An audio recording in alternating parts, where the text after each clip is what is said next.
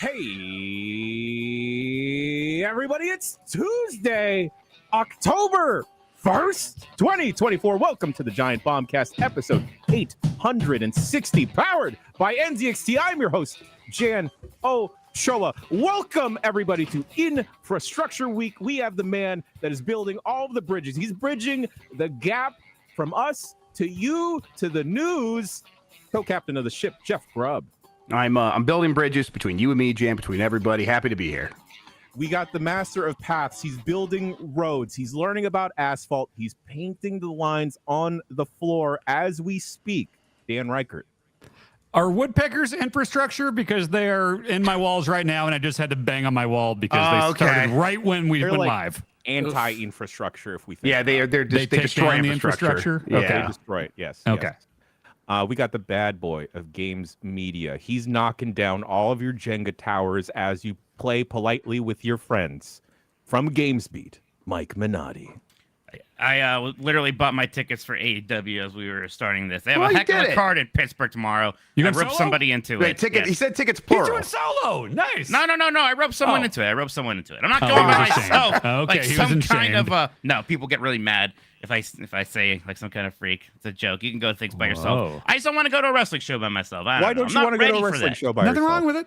Go by yourself. Yeah, I want to become like a social pariah. I just think doesn't sound as much fun to me. I just want to go. Well, then you become. I like going with a group, but like, there's nothing wrong with going by yourself. You just want to see Danielson Okada. Yeah, I know, but I want to see Danielson Okada with someone. Yell all your jokes loud enough so Danielson will hear you. Yeah, he'll really appreciate it. Yeah. Bring a bunch of signs, Mike. Mm-hmm. And then you'll be fine. Do you think Danielson would like me? He would be fascinated by And you last and but feel. certainly not least, our special guest, Mr. Infrastructure himself, Jason Schreier, everybody. Hello. When you're talking about building bridges, let me explain to you how my mind works for a second. You for a second I thought about Death Stranding, and then I thought, oh, he's gonna introduce Sam Porter Bridges. But for some reason I couldn't remember the name of the hero of Death Stranding, and so my mind went to Sam Bankman-Fried, and I realized Oh God. in this thought process, I realized that Sam Bankman-Fried would be the perfect name for a Hideo Kojima character. Yeah. So, it does kind of feel like... Right. But it would be that, like I mean, the whole story. Man. Yeah, Bankman would be the pronunciation. Bankman has gone to jail. Bankman is now in jail with Diddy. Must avoid Diddy. Oh man, what a different world it would have been if Hideo Kojima had teamed up and like put Diddy in a game. I just don't want to. Very different kind of world. He hasn't done a lot of musicians. It's always like filmmakers and 25-year-old models. And Right. Weird. Maybe he hates music. Yeah. Well, he puts music in his games. He had a lot of music in Death Stranding. Yeah, but he it's had very old Virtue. music. No, it's not. It's like health and like. No, it's it's like not. I'm only old. thinking of the credits song from Metal Gear Solid 4. That's my only thing. Oh, there's that "Here's to You," the '60s song, the Joan Baez song from Ground That's Zero. five. It's old. Yeah, that's Yeah. 5. Yeah, that's old. Minotti, were you a Death Stranding guy? Nah. Okay, cool. Jason, sir, thank you for joining us on the show today. Thank you for devoting at least maybe 2 to 3 hours spending with us. I also apologize I got in advance. nothing else to do. Fantastic. Sir, we got you on the show because you got something coming out. I do. Can you see it? Like right there. No, look at it. It says Play Nice right there. Look at that. Wow. Right there. Play Nice, the Rise, Fall, and Future of Blizzard Entertainment is my new book. It comes out on October 8th, and I'm very, very excited about it. I hope everybody reads it. That's First a good question. cover. I like that cover. Did you did you try to fight to get the Oxford comma in the subtitle, or is it just like that's not cool anymore? Guaranteed. No, I put Oxford commas and everything. In fact, Bloomberg has a no Oxford comma policy, which has driven me to quit like 4 times. But Mike Bloomberg, every time Mike Bloomberg calls me up, he's like, "Jason, you can't quit. I can't. Right, of course. Yeah, listen, you, so. I get this issue with the Oxford comma, but please. Yeah. No, I'm a big fan of Oxford commas and clarity in writing in general. There's no reason not. Like, why would you not? Yeah, put it's it? beautiful. It's insane. Yeah. Clarification.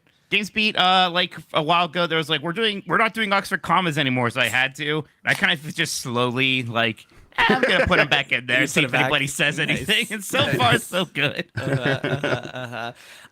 Grub, I want to say I feel like I've been able to relate to you heavily the past few days because usually when people aggregate my work, it's written, and so all of the context is there. But recently I've been going on all these podcasts as part of the book tour, and I've experienced the Jeff Grubb effect, where everybody like takes parts of my quotes and interprets whatever they want out of them, and it causes all sorts of havoc. And clarifying doesn't ever work either. No, never, it doesn't. Never. It never helps. At least, yeah, it's a real pain. I mean, you kind of like you're in this place where it's like you're promoting the book. You want to like talk about stuff, get people excited, but like the story of the book is this interesting story about these people and what they actually went through. It's kind of a telling of a history, like a memoir on behalf of a studio, right? Like you're not trying to go out there and create a bunch of scoops. That's sort of just been a byproduct of this process. It's interesting. Okay, so I set out to write this book to be the kind of a chronicle of Blizzard's history that kind of tells a specific story about Blizzard over the last 33 years. And I'll get into what that is in a second. But when I do a book, to me, there's no point in doing it. There's no point in me spending 3 years of my life on something like this, unless it's going to bring information into the world, reveal information that has not been made public before. And so my books are always based on like firsthand interviews. And this one was based on interviews with some ridiculous number of people.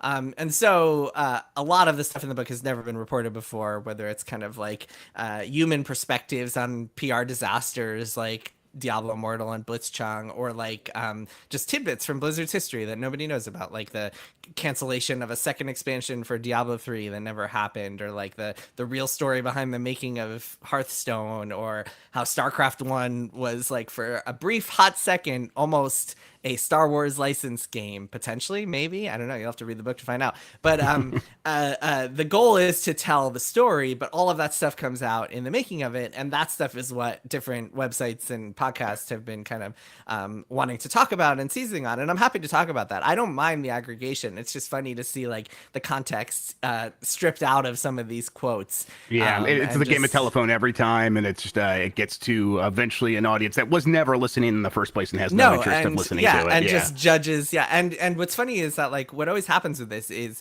one outlet will listen to the podcast and transcribe it, and then every other outlet will just take that quote and use that. They won't actually even listen to the original source. And I don't like blame the people writing for these sites, because they're doing it for pennies on the dollar and like overworked. And I feel bad for everybody involved in this system, but it is a heavily broken system.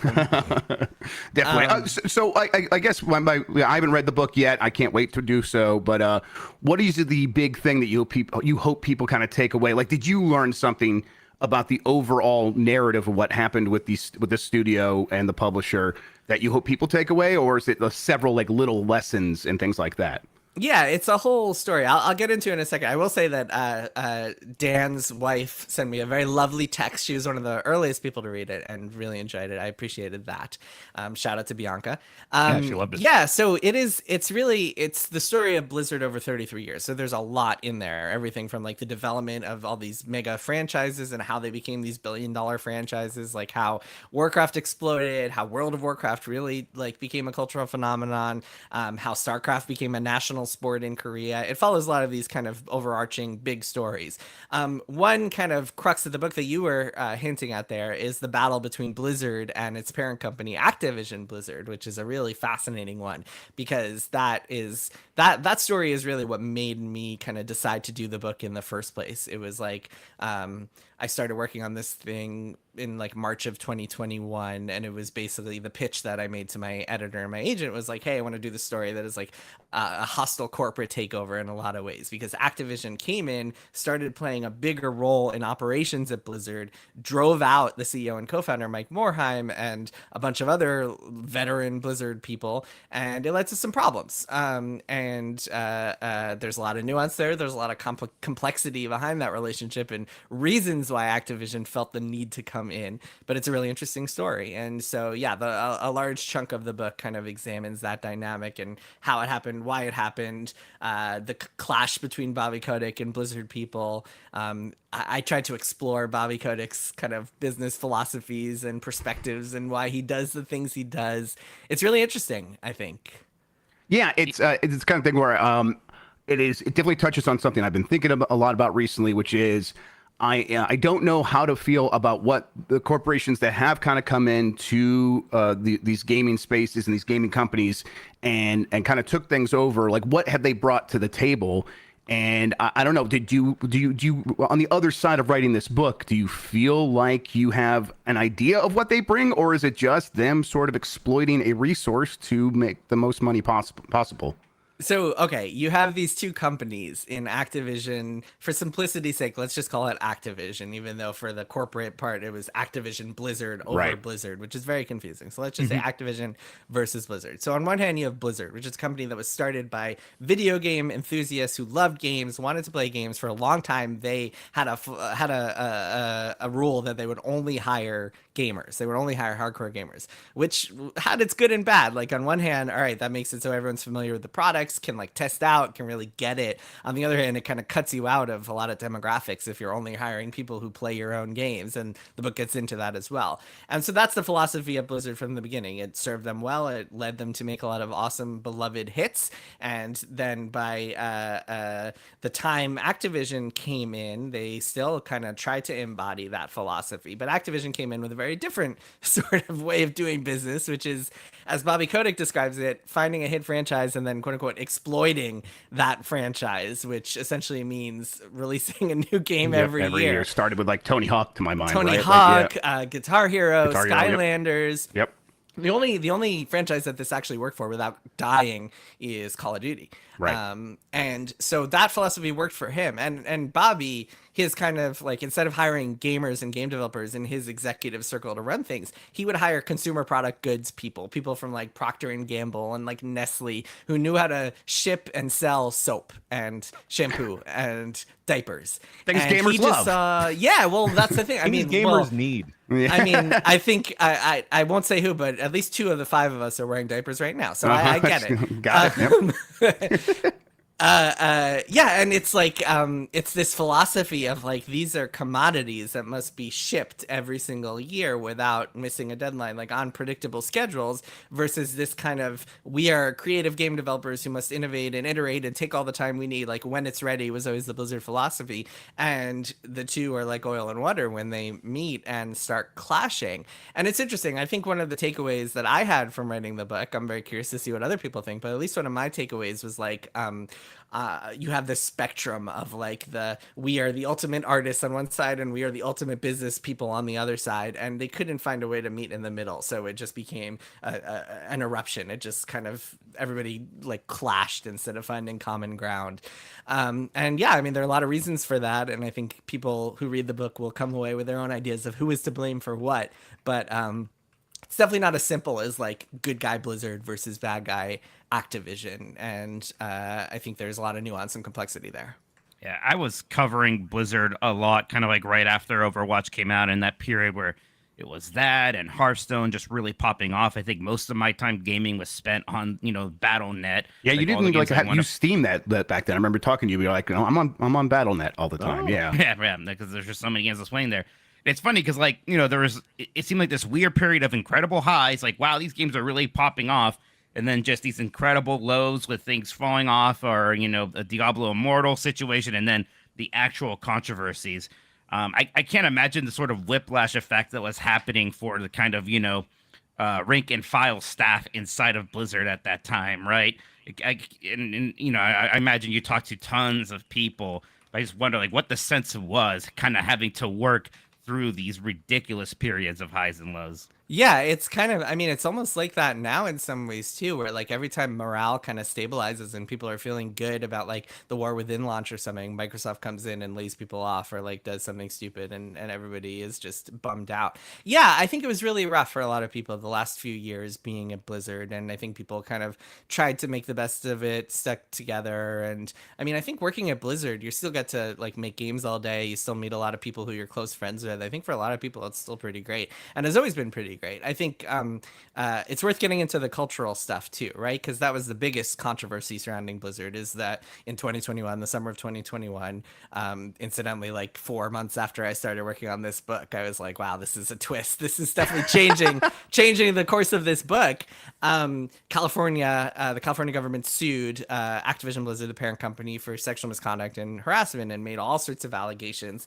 And the book actually gets into how the lawsuit is actually actually pretty sloppy and misleading in a lot of ways. And the book calls out a few specific cases, such as the Cosby Suite, which I can get into. I was going to ask about that. I still don't know, like, what was the sort of, how did people come down on the Cosby Suite? Because I'm like, it seemed like maybe that wasn't as real as we thought. It was not at all. I'll get into that in a second, but just to answer your question, Mike, I think that like throughout that, it was really miserable to work there, because even if you personally hadn't experienced the kind of discrimination or harassment that like other people had, just knowing that it had happened was like so painful for people. And I think what ultimately happened was, even though the lawsuit had a lot of inaccuracies and was, some of the stuff was old, some of it was wrong, it still captured a broader truth for a lot of people. And a lot of people were like, look, even if I wasn't like sexually assaulted while working at Blizzard, I still faced discrimination. I still faced a gross comment here or there. And the book really dives into the culture that made that happen. It dives into a lot of like what made Blizzard unique in both good and bad ways.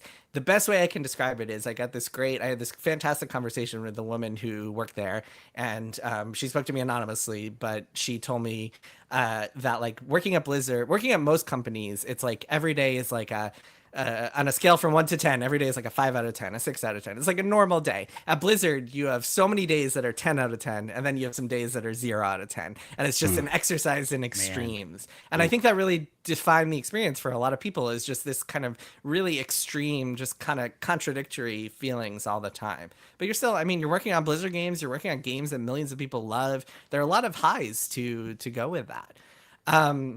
Yeah, I can tell the whole Cosby Suite story if you guys are interested. Yeah, I'm pretty interested. Yeah, I definitely want to kind of just get the gist of it. Yeah. Yeah, because it made a lot of headlines, and it became this kind of like this shorthand for like Blizzard's problems. It's like, oh my God, they had a suite dedicated to Bill Cosby. Holy crap. So here's the actual story of what happened. So the lawsuit mentions the Cosby Suite. They actually call it the Crosby Suite, which I think shows how sloppy the whole lawsuit was. And they say that like this guy, Alex Afrasiabi, had the suite at BlizzCon that was named after an alleged sex pest. And then this was elaborated upon by an article on Kotaku that had this big picture of like 8 different Blizzard employees kind of smiling and laughing in front of this framed picture of Bill Cosby. It had a bunch of other stuff that I get into in the book, like involving text messages and stuff. I'll skip over those details, but the gist of it was this picture that looked absolutely horrifying of like top Blizzard employees. Some of these were like high level employees just posing in front of Bill Cosby. It's like horrendous, especially in the wake of this lawsuit. Like, what do you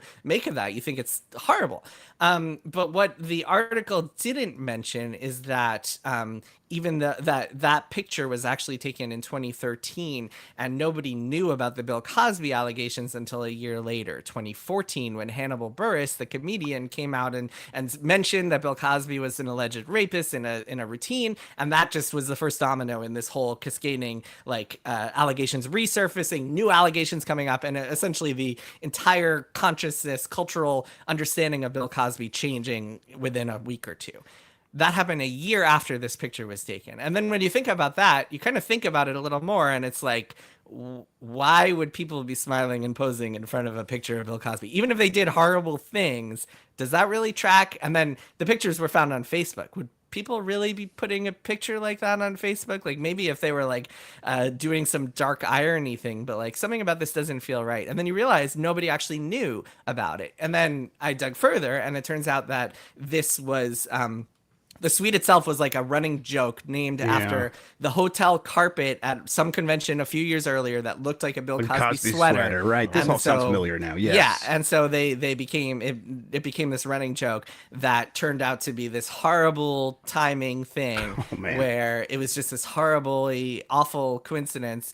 That, as I reveal in the book, led to 2 different people who both told me their stories, who were pictured in, well, actually, one of them told me their stories. The other one kind of like wouldn't comment on it, but I found out it happened. 2 people who were in that picture on Kotaku, and because of that Kotaku article of them being pictured next to Bill Cosby, they lost their jobs at companies they were at after Blizzard.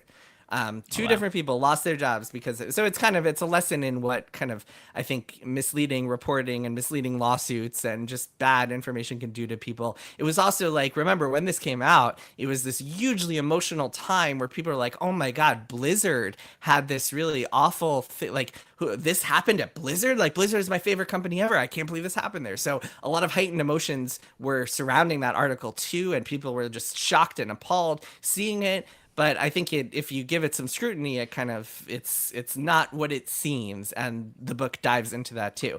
But here's the other wrinkle, and then I promise we can move on. But just one more quick wrinkle, which is that the guy who ran the suite, Alex Afrasiabi, was an alleged sex predator. A lot of people spoke out about him, both in public in the lawsuit, on Twitter, and also to me for my book. So you have this kind of twist where it's like, or this muddied situation where it's like the suite itself, that's misleading. The people posing in front of this Cosby picture, that's not what it seems. But the guy who ran the suite and whose suite it was accused of all these awful things and fired for his behavior at Blizzard in 2020, a year before the lawsuit. So whole complicated storm of things there. That's kind of what my takeaway here is. Like, it's way more complicated than you can imagine, and it's you can say, oh, there was this bad culture, but maybe it was as bad as like the average was, oh, it's a boys club, and then there were these extreme individuals who actually were as bad as you might have imagined, right? Yep. 100%. And I name a couple of them in the book. What's really scary about Blizzard is that one of the people who was fired for, he was technically fired for like lying during an HR investigation, but someone who was accused of bad things was this guy, Ben Kilgore, who was in the C-suite at Blizzard. He was the chief technology officer and then chief development officer. And he was actually, as the book reveals, he was lined up to be Mike Morhaime, the CEO's successor. So like, this is a company where it's not just like some bad apples in middle management or whatever. It's like some people who were really high up at the company who were accused of doing bad things and reprimanded or fired as a result. He was fired in the summer of 2018, Ben Kilgore. Talking about Morheime's successor, I think about J. Allen Brack a lot, and I still always have so many questions about that situation, right? Like, was he in a possible situation trying to lead Blizzard in this really rough time? Was he kind of part of the problem? Did he have to go, or was he a bit of a scapegoat? That's kind of one figure that I'm interested in learning more about. Yeah, I mean, the book dives into he did not have a good relationship with Activision. So in terms of the business end of things, Activision versus Blizzard, that really kind of hit its peak when Mike Morhaime left in 2018. Mike Morhaime left, as the book reveals, because he was sick of dealing with Bobby Kotick. J. Allen Brack took over. J. Allen Brack was seen within the company as like a Blizzard loyalist, someone who would really defend Blizzard's values. He was from World of Warcraft, right? He was like the leader. Yes, World of Warcraft's executive producer. Had his own kind of issues that the book gets into a little bit, but also someone who was pretty widely respected there. And he notably was given the title president instead of CEO. Bobby Kotick then became the only CEO at Activision Blizzard, worth noting there. And it was very clear from the beginning to Blizzard people that like he did not have the power or the clout that Morhaime did. Morhaime, just because of his tenure, because he was a co-founder of the company, because he had a lot of leverage and a lot of respect, he could do more to protect the company from Activision than Brack ever could. And on top of that, this was the period going into 2019 and then 2020 and 2021. This is a period when Diablo 4 and Overwatch 2 kept getting delayed, and J. Allen Brack had to like go to the board and like explain why they were getting delayed and face all these battles of his own with the Activision people. So his relationship with them was also just kind of totally deteriorated by the point that the lawsuit had hit. I won't kind of speculate as to what Bobby Kotick was thinking, but like you could certainly see why it would be useful to have someone else in charge potentially and ahead of Blizzard. You could also see a situation where like someone had to go when all these allegations were floating around. And one of the other really sloppy things about the lawsuit is that if you read through it, it just confuses like Activision, Blizzard departments within Blizzard. It's very confused about what it's trying to do, but a lot of the allegations centered on Blizzard itself. So I guess a head had to roll, and it had to be him. He I don't think there have been. It's hard to say. A lot of people have asked me like, who knew what, like who was responsible, like ultimately at the end of the day. But like to me, I don't think, short of seeing HR investigations, which I have not done, it's very difficult to prove who knew what or when. I think it's the kind of more reasonable conclusion is that like if you're in charge of a company, you either know and you do nothing, or you don't know, and both of those options are pretty bad. Pretty bad. Yeah. So it's a tough spot to be in, but yeah, I don't really think it matters who knew what, because ultimately Morheim and then Brack were running the company as all this stuff was happening. That said, under Brack, I mean, some of the stuff was like Alex Afrasiabi was fired under Brack. Like there were some things that were, Blizzard was cleaning house. One of the responses from Activision Blizzard when the lawsuit hit was like, a lot of this stuff is old. It happened in the past, and that is 100% true. A lot of the stuff in the lawsuit was old, and Blizzard had been cleaning up some of that stuff. That said, judging by the fact that after the lawsuit hit, they fired or punished like dozens of people at the company, clearly they had not done everything. Then again, the flip side of this is that like HR, not everybody reports things to HR, and I heard stories from women who like wouldn't report things to HR because they were told by HR, if you're going to file a formal report on this, we have to contact the police, and you have to like file someone's name and file a police report. And they were like, I don't want to do that. I'm not going to report this at all. But when the lawsuit hits, a lot more stories start bubbling up because a lot more women feel comfortable sharing their stories. They feel like, oh, it's not just me.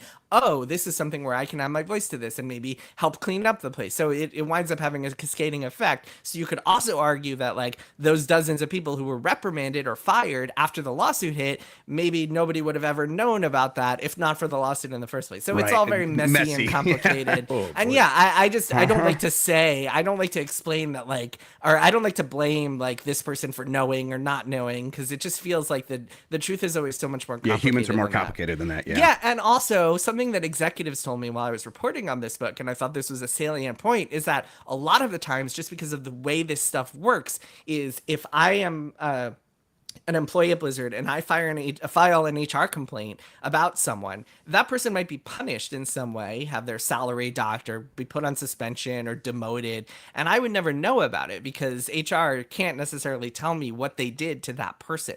So sometimes people at the lower levels felt like their HR complaints weren't listened to, but they were. The people at the lower levels just didn't know about it. And I thought that was a good point as well. So again, all very complicated. And if there's one takeaway I hope people have from this book, Play Nice, it's like that the reality is so much more nuanced and complicated than like these headlines or tweets about how Blizzard was a sex den full of Cosby suite and stuff. Like Blizzard had lots of problems and they were complicated, and it's worth thinking about and seeing the whole picture, which is one of the reasons that I'm glad I was able to do this book, and I'm excited to put it out there because I feel like it's got some nuance that hopefully people gives people a broader and more like multifaceted perspective than they had before reading it. Yeah, I always appreciate searching for nuance because it is something that is so frequently lost in like day-to-day reporting. One last thing, and then we should reiterate when the book's coming out and all that stuff. I remember,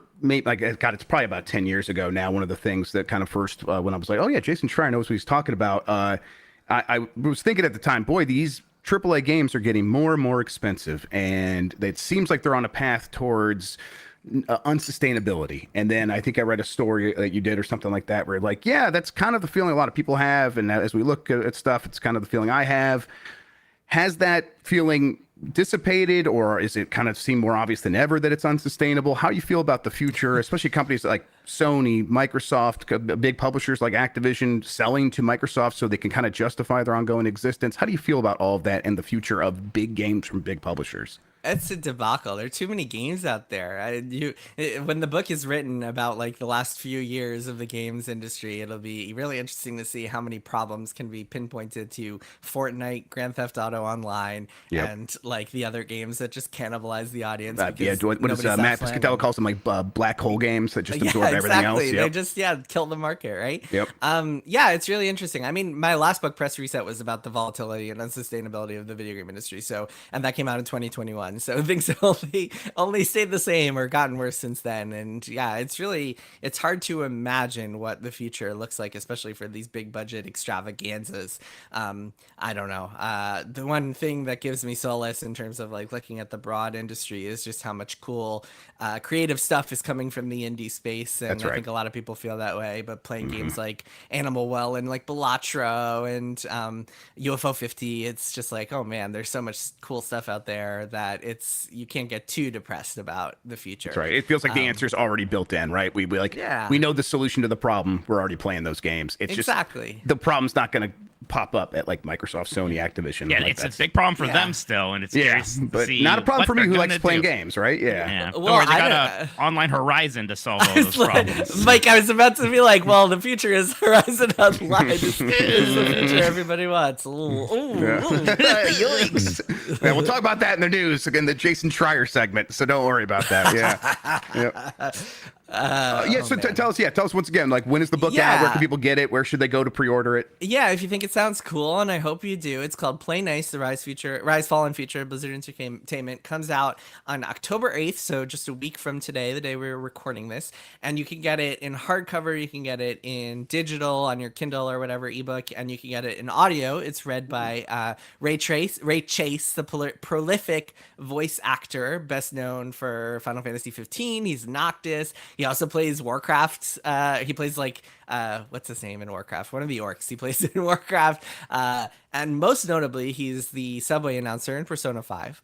And yeah, you can pre-order it now. I recommend pre-ordering it because I called a couple Barnes and Nobles near me and they both told me they've only ordered like 3 or 4 copies. So pre-order it so you can make sure you get yourself a copy, ideally at your local indie bookstore. Help support your local indie bookstore, unless you're going to get digital or audio, which is also totally fine. Get that online. And yeah, check it out. I think people will really dig it. I mean, I think it's my best book to date. I'm really proud of it. If you liked my previous books or any of my reporting, I think you'll really enjoy it. I'm really excited for it. I can't wait. Like I said, it was just really in the trenches with Blizzard for a while there. So really going deep in those stories is going to be a ton of fun. I hope you dig it. I hope you enjoy it, Mike.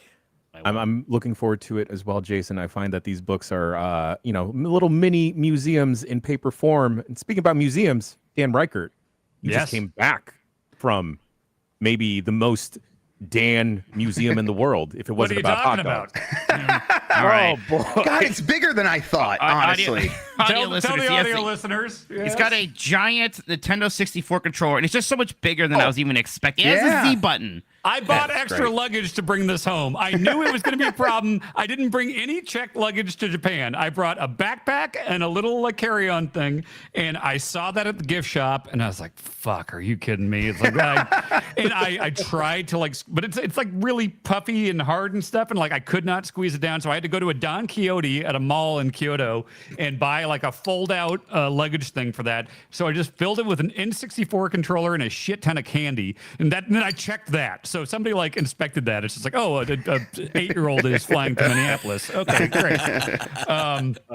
Yeah, so I wrote an entire big article thing on. It was very good, Dan. Thank you, thanks. Yeah. It's fun. I've been doing a little bit of writing for GameSpot lately between Metal Gear and this. It's fun to kind of go back to that. But so yeah, check it out on GameSpot. Just look up Nintendo Museum Dan Reichert on GameSpot, and you'll see it.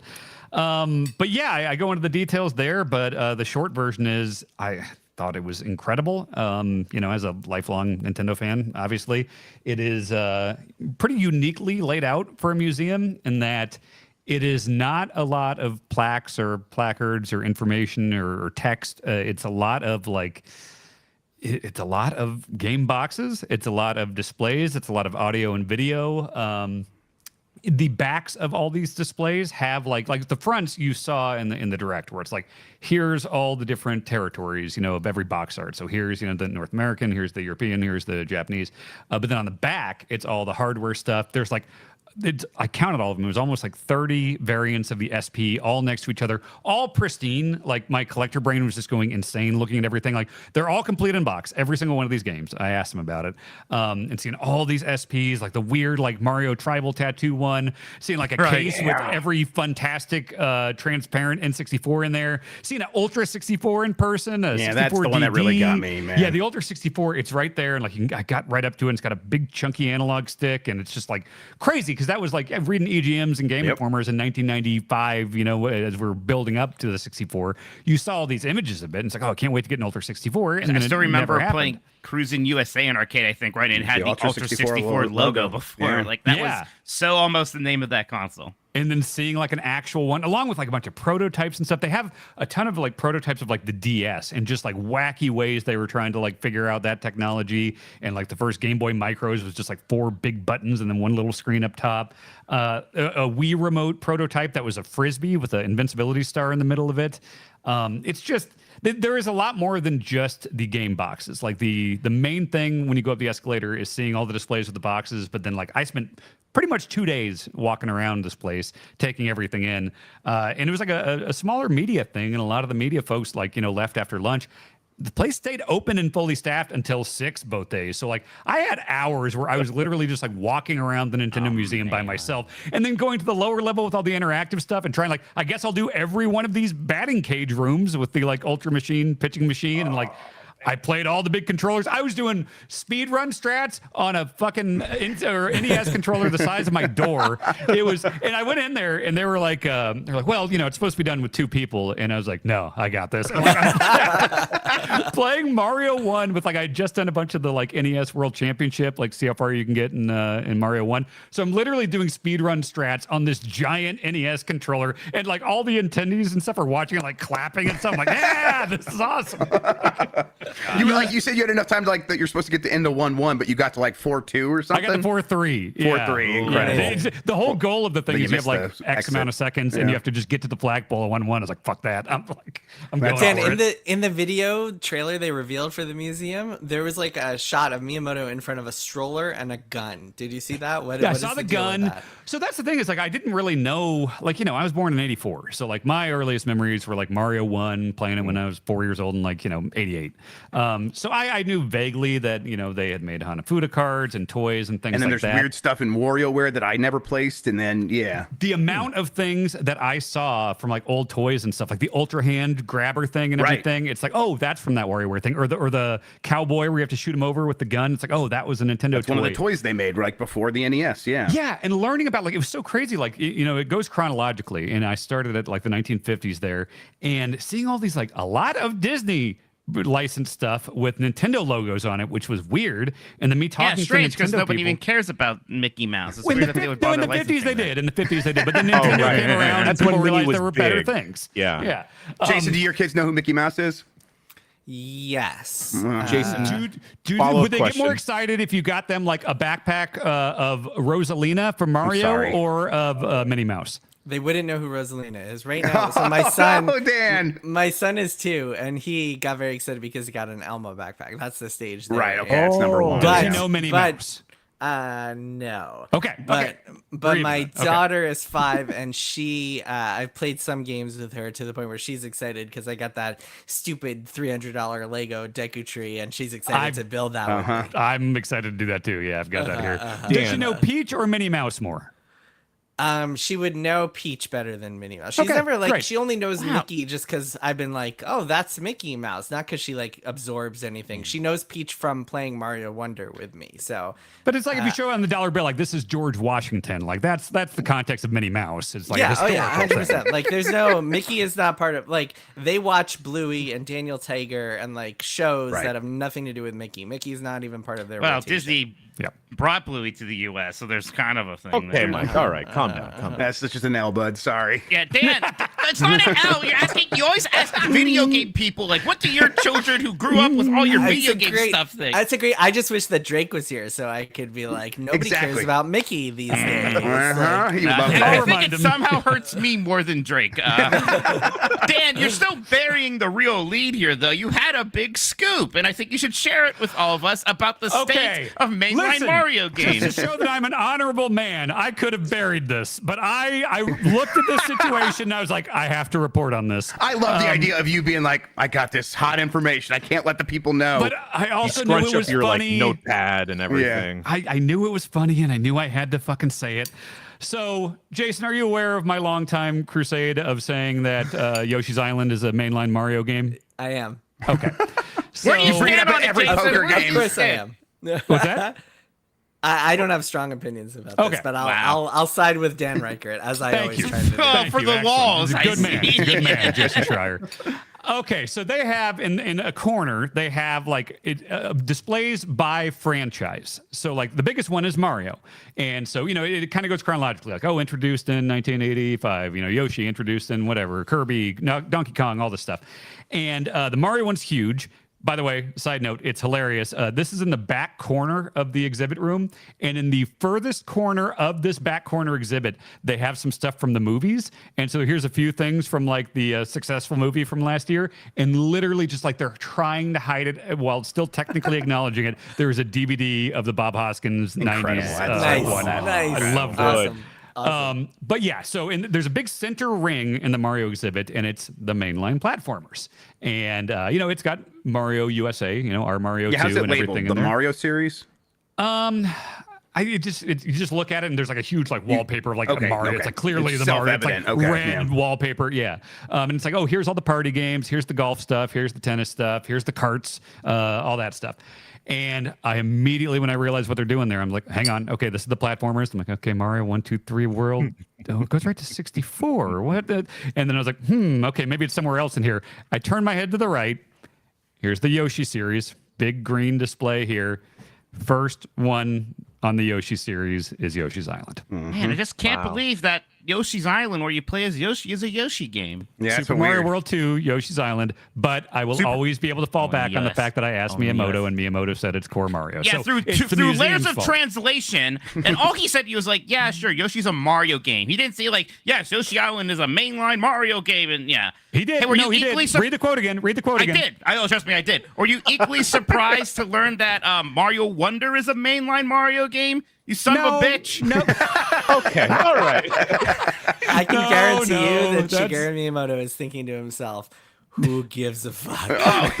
In Japanese. And that's what he was thinking when Dan originally asked the question, too. He's like, oh, my God, get this man out of this room. It's 100% that Itchy and Scratchy panel they do where it's like, played Itchy's ribs twice and made two distinct tones. Yeah, it's like, I'm that guy. Yes. But no, it was really incredible. I also went to the Nintendo store in Kyoto, and I got all the. I bartered with children to make sure I got all of the gachas, all these little keychains. Were these little Japanese children? Yeah. It was awesome. And honestly, everyone won because everyone's happy. Everyone wound up getting the things they wanted because we're all around. We're all trying to get as many as possible. And I have all these doubles, and I'm like, okay, hey, which one? I'm like hovering over these like 5-year-olds. Which one do you get? Do you get the 64 analog stick? Like, Japanese police with their like earshot, like we're keeping an eye on the situation. The Nintendo store employees were looking at me, but I wasn't the only one doing it, so I think I was good. You did say that you were the one doing it the most or the loudest, right? I was there until I got all of them. Yeah, definitely. Sure. Yeah. Okay, you go hard. You were there until you had an army of children to send to steal things for you throughout all of Osaka. Yes. There's a nice couple from Calgary. We talked about Bret Hart for a while, so everybody was trying to get all their gimmicks. International language. Yeah. What's that? Did they bring a Bret Hart, Dan? No, they said they're from Calgary, and I immediately started talking about Bret Hart, and they seemed somewhat aware of him. Hey, there you go. Calgary Hitman. Yes, that's what they brought up. They were like hockey fans or something. Did you do anything in Kyoto for funsies, or are we just mostly around the Nintendo stuff? Mostly Nintendo stuff. I had one afternoon to kind of explore. Went to a retro game shop and bought a good amount of stuff. Got some great. Everything's just so cheap there as far as like CIB stuff. So I got a bunch of 64 stuff. I got Mario World complete in box. I got a Majora's Mask in box. Had a great moment. First day we were going to the Nintendo Museum. It's rush hour at Kyoto Station, which is this giant train station. And, it's just like I am in those situations. I just don't want to be in anyone's way. I don't want to bother anyone. I just want to, I'm confused and I'm the dumb American. I just don't want to like fuck anything up, And so I'm just like, I'm going to follow whatever this person does in front of me. And I had a plastic card that had all this like preloaded, money for traveling on it or whatever. Sure. And so I'm like, all right, I'm going to watch what these people do in front of me at the turnstiles. And they went up and somebody had something in their hand and they put it in this slot. It comes out the other side. They grabbed it. The things open up. They move on. I was like, okay, got it. I'm going to do it. So I put my plastic card in the slot. Yeah. Not realizing the people in front of me had a paper ticket. I put in this like credit card thing and just rush hour.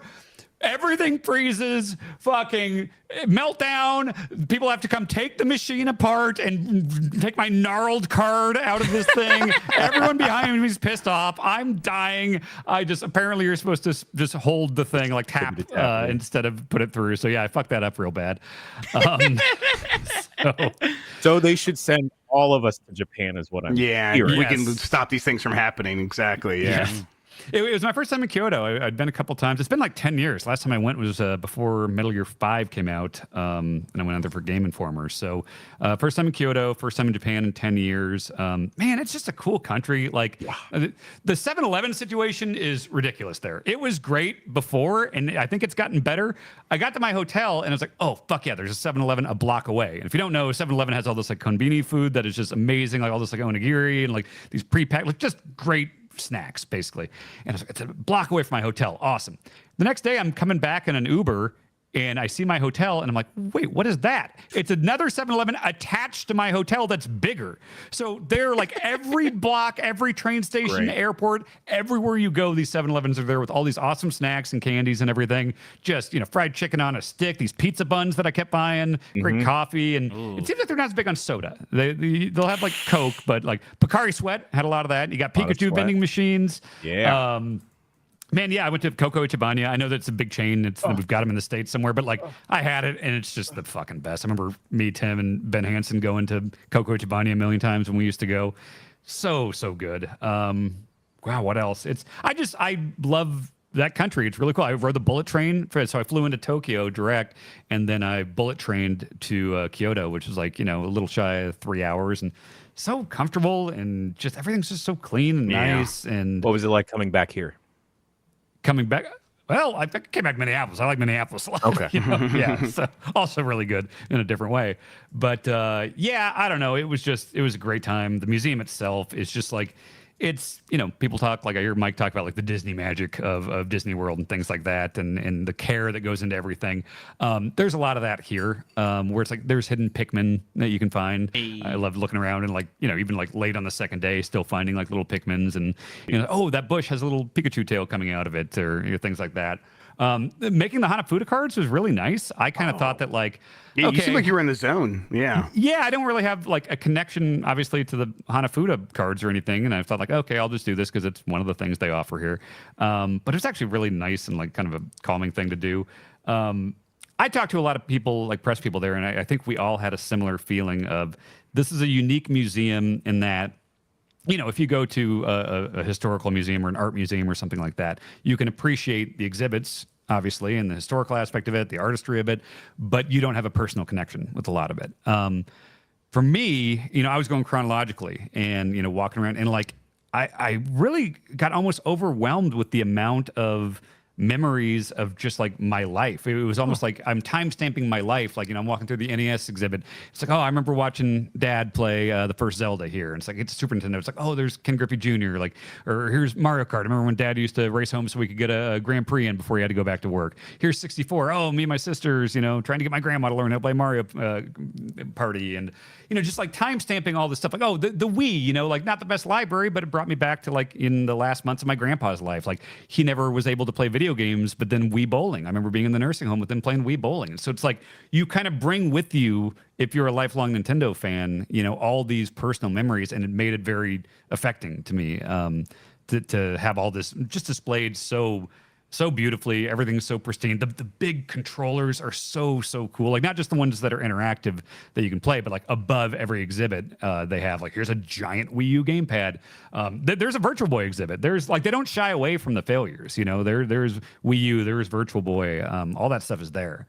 So yeah, I'm curious. The thing I'm curious about is like I realize what a specific experience I had where it's like, okay, I pretty much had the place to myself. I was able to do all of the interactive things where, you know, you'll have to like pick and choose because it's on this like coin system once it opens. So I don't know. I had the most ideal possible thing as a lifelong Nintendo fan with this access. I do wonder once it's open, which is tomorrow, you know, if somebody makes the whole hike out there, goes out to Kyoto and all that, I wonder what the line situation is going to be like. I wonder how people are going to feel about like the interactive things, which they were fun. I like the interactive things, some more than others. But I don't know if it's a thing where, remember like at Super Nintendo Land when we were there, and it's like, okay, I would love to go do this thing where you Bowser Jr. stuff, yeah, you try to hit a thing to get a blue coin or something like that, but it's like an hour wait. And it's like, okay, I appreciate that they did this, but I'm not waiting that long. I am wondering if the coin system, which is like, it loads up your pass with 10 coins when you go, and there's no way to like earn more. So you go, you get 10 coins per visit. And so some of them, like that shooting gallery thing from the Direct, is 4 coins. And actually, I kind of thought that was one of the weaker ones. You know, if you want to do the big controller stuff, you're supposed to do it with 2 people. It's 2 coins per person per thing. So it's not like 2 coins to get into the big controller room and you can just go to town. It's like, okay, 2 coins to do this Link to the Past challenge and your friend 2 coins. Okay, you want to do a 64, 2 coins for each there. So like, I wonder if that's a way to try to keep things from getting too busy. Oh, it definitely is, yeah. You know, line-wise and stuff like that. So, yeah, I'm curious to hear, you know, experiences from people that didn't have this level of access. I can't wait to... Greg, go ahead. Yeah, I was just going to ask, like it doesn't seem like you're disappointed, but do you think there's a chance some people coming into to this place will be like, I wish this was even more educational? Because it does seem like vibes-based. Like, it seems like they are trying to illustrate a feeling that you're supposed to feel when you engage with Nintendo products, and they're trying to capture that and put that in a building, which I think is great for me. But I also kind of would like more displays that like explicitly explain the history of Nintendo. Do you think that stuff's missing, or you think that this is just the Nintendo way of doing things? I think it fits with like Nintendo's whole philosophy. You know, they've always been very big on just kind of play and fun, and like I think that's very much, you know, this is a playful type of museum. It's not one where here's a room where you go sit down and it's going to play a 15-minute documentary or something like that. And they have some stuff like that where it's like, okay, here's this plaque that explains what this place was in the 60s, what this building did and manufactured these cards. There's stuff where like in the cafe, like they've got the pallets, like with the old like Nintendo stencils and stuff on it. Where it's like, oh, this is the pallets from when they were making Hanafuda cards and stuff like that. Like there are elements of that. But if that is the primary thing you want out of this museum, there's not a ton of that. The most interesting part of that to me was seeing all of the actual toys, because they have all of these boxes and all the actual toys. And above it, they have all the commercials. So it was really cool watching like that's cool. commercials from the 60s of like these wacky Nintendo toys that, you know, you fly around your room or whatever. So yeah, I don't know. But for me, I would rather see Nintendo presented this way than like a bunch of like lengthy plaques and documentaries and stuff like that. Right. And like you said, I think it does fit. Yeah, sure. I just want to stare at a Kickle Cubicle box for a while. Sure. So. And who doesn't? Yeah, I want that for you. Yeah. Yeah. Folks, we've been running a little long. Let's go take a quick break, and we'll talk about games and news in the same segment right after this.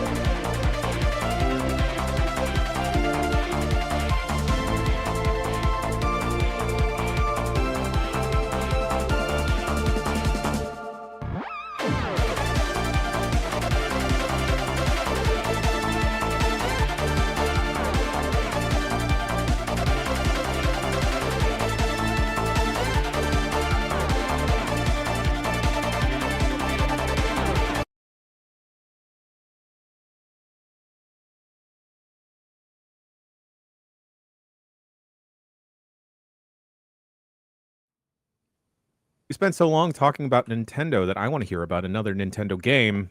That's right, we're talking about video games now on the Video Game Podcast.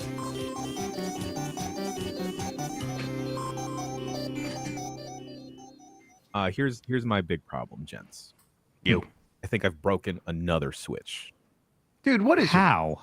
You know what? It's the luscious hair. It gets in everything. It's what it is. Mine works fine for some reason. I just keep rubbing the Switch on my hair. Right, the just to stat get, electricity makes it go. off. Yeah, I comb my hair with the Switch. Actually, it's actually very good. I think I've bricked another Switch. It's like dead. It's like dead. Like, are you just specifically turning it off when it's saving? Like, what are you doing? No. I let it sit in its little dock for like maybe a week. Picked it back up to fire up Zelda. Played it fine. And then I let it down over the weekend, not charging. Picked it back up on Monday. It was plugged in the whole time. Try a different charger. Yeah, I have tried a different charger Okay. now, though. Do you have the official one? Yeah. Okay. Try a cheap one then. I'll try a cheap one. I'll the taco truck outside has saved me multiple times now. Maybe I'll just plug into their generator. Okay, there you go. Perfect. I can't magically summon an item to help me fix this situation, but Dan and Grub, you have continued to summon tables, beds, spiders, and the cool armadillo guy to save you. I've your moved on journey's from been going? Armadillo. Don't worry. Whoa. Oh yeah. Wow. Yeah, you'll get attached to something for a little bit, and then it's like, oh wait, no, now I got. I'll this never thing. use the bed again after getting the water cube. Like that bed I is heard the dead. water cube is the fucking meta. dead to me. Well, you use the bed to get your hearts, to take a little Sure, nap yeah, and get your okay, I hearts back. sleep in a bed. Oh, Right but here. you've got to go up high. Cube. I used to be all about trampolines. You Yeah. know, I was a trampoline over bed guy, and Yeah, now yeah, I'm a definitely. water cube over trampoline Everything. guy. Water I cube was a is trampoline over bed guy. Well, that's the thing is like okay, so yes, this Zelda game it has dungeons like Zelda typically does, but since everything's based around these echoes, it's not like here's the dungeon where you get the hook shot, here's the one where you get the bow and arrow.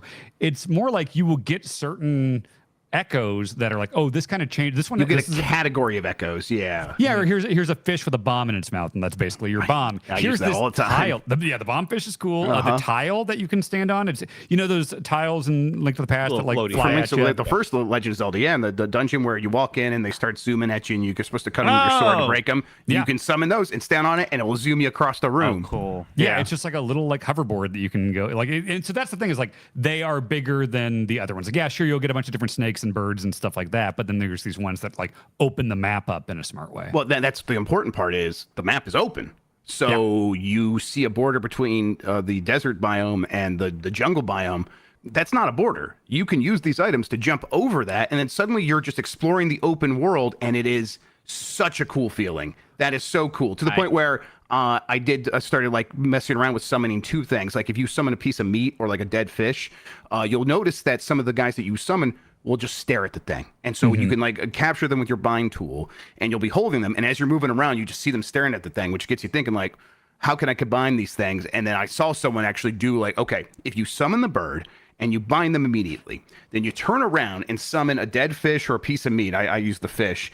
And then you pick up the fish, and then you hit the button so that now you move along with how the bird wants to move. The bird will chase the fish, and you'll be able to fly across the world. And now I am just like zooming across the sky. This game, that's incredible. This game is awesome. It's so much better than I thought when I first started playing. Yes, you seemed a bit like your initial was. impression seemed a bit reserved, Jeff. Yes, and it I was that way. I wasn't fully understanding all of the possibilities. Part of that is you're limited in the possibilities when you start, and of course the big thing is combat's weird because you're Zelda and you can only be the Link mode, really is what it is, but they call it the swordsman mode, for like limited like 10 seconds at the most at the start. You can expand that later on and it becomes much more powerful. But so you're not going to be able to just walk up everything and hit with your sword, which means you're summoning the weird moblins that have the spears, and when you summon them, they're the dumb idiot AI guys that take 30 seconds to realize they even have something in their hand to throw. So you're kind of like, how do I solve some of these basic combat encounters? And that is something like you just got to push through that, because you will come up with some cool solutions just by accident. You get the bomb fish. I'm throwing that bomb fish at everybody. That feels great. It's stupid because it's a fish with a bomb in its mouth. But once I got out of like, okay, I'm just going to go to these they're like open world dungeons, kind of similar to Skyward Sword, where it's like you're going to go to an area, they're going to give you a bunch of puzzles to solve to get into the dungeon, and then the dungeon itself is kind of like a typical Zelda dungeon, maybe a little bit smaller because you've already done a lot of stuff leading up to that. But I've also gotten off that beaten path, and I am just like, I want to just go see what's out there. I do see this border. I'm going to jump over it using my trampolines or now the water cube, and I'm just going to go see what I can find. And I'm getting all these other tools, and now taking that in and like having all these other things I can use, like a level 3 Les Alphos. I did feel like in a dungeon. I felt like a bad boy. Like I was using a bird to kind of get through like a big desert barrier that felt like I wasn't supposed to go to. I didn't know about the meat thing, so I was just bound to this bird, kind of randomly waiting for him to eventually fly where I wanted to. But like then I let go, and I find a place to go to, and it's not so much that there's a heart piece, but there's this character. It's basically like a thwomp from Mario, but the top is flat, so you can stand on it. It's like, I feel like I got this maybe earlier than the game thinks like I would, and this seems like a very useful item, and I just. It feels like I'm sequence breaking, even though I probably am not, and that feels great. Yes, I'm glad that it gets better because I'm pretty underwhelmed by this game. So that's I was was kind of that way for a while. Like, how many dungeons would you say you've done, Jason? I'm on the desert one right now. Okay, okay, yes, that's after the desert one is when it started picking up for me personally. There were That's like good to 3, no spoilers, but like after like a thing you have to do at Hyrule Castle. Like that's kind of where I'm at now, where like side quests and Same stuff here. are opening up, and like that's when I really started liking it, because like the thing I wasn't loving for the first few hours was this like the process of like, okay, I got to go to this desert place or I got to go to this water place, and there's like a weird amount of talking for a Zelda game where it's like pretty frequently. Yeah, and it's like, okay, so I got to talk. There's some problem going on with this village. I got to go talk to a fish, and you got to play a harp or whatever. It's just like a lot of that stuff. Zelda's got to save Jazz. Yeah, exactly. Yeah.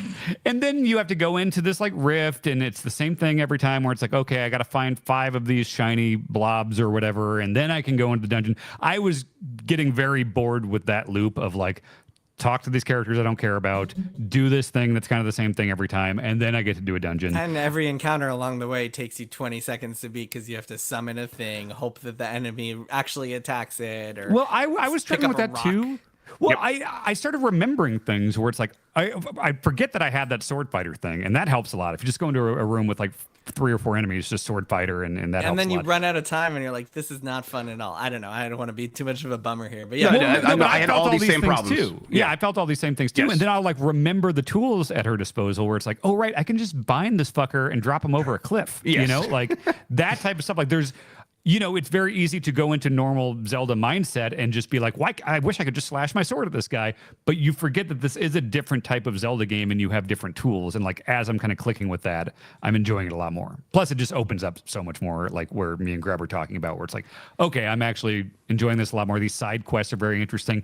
Got a horse in an open world Zelda game or in a top down Zelda game, which is, I'm used to having cool. Epona in the 3D ones. But I'm in this like, I find myself frustrated with it, and also I'm playing this other game that I am deeply in love with, but embargoed on, that is running on my Steam Deck that resembles Persona 5. Sure. Because that I'm sounds drawn to sounds that. fantastical. Because I'm drawn to that, I'm also just kind of even more frustrated with Zelda and don't want to play it. But I'm glad to hear it gets better because I will stick with it because it's a friggin' Zelda game. I love Zelda.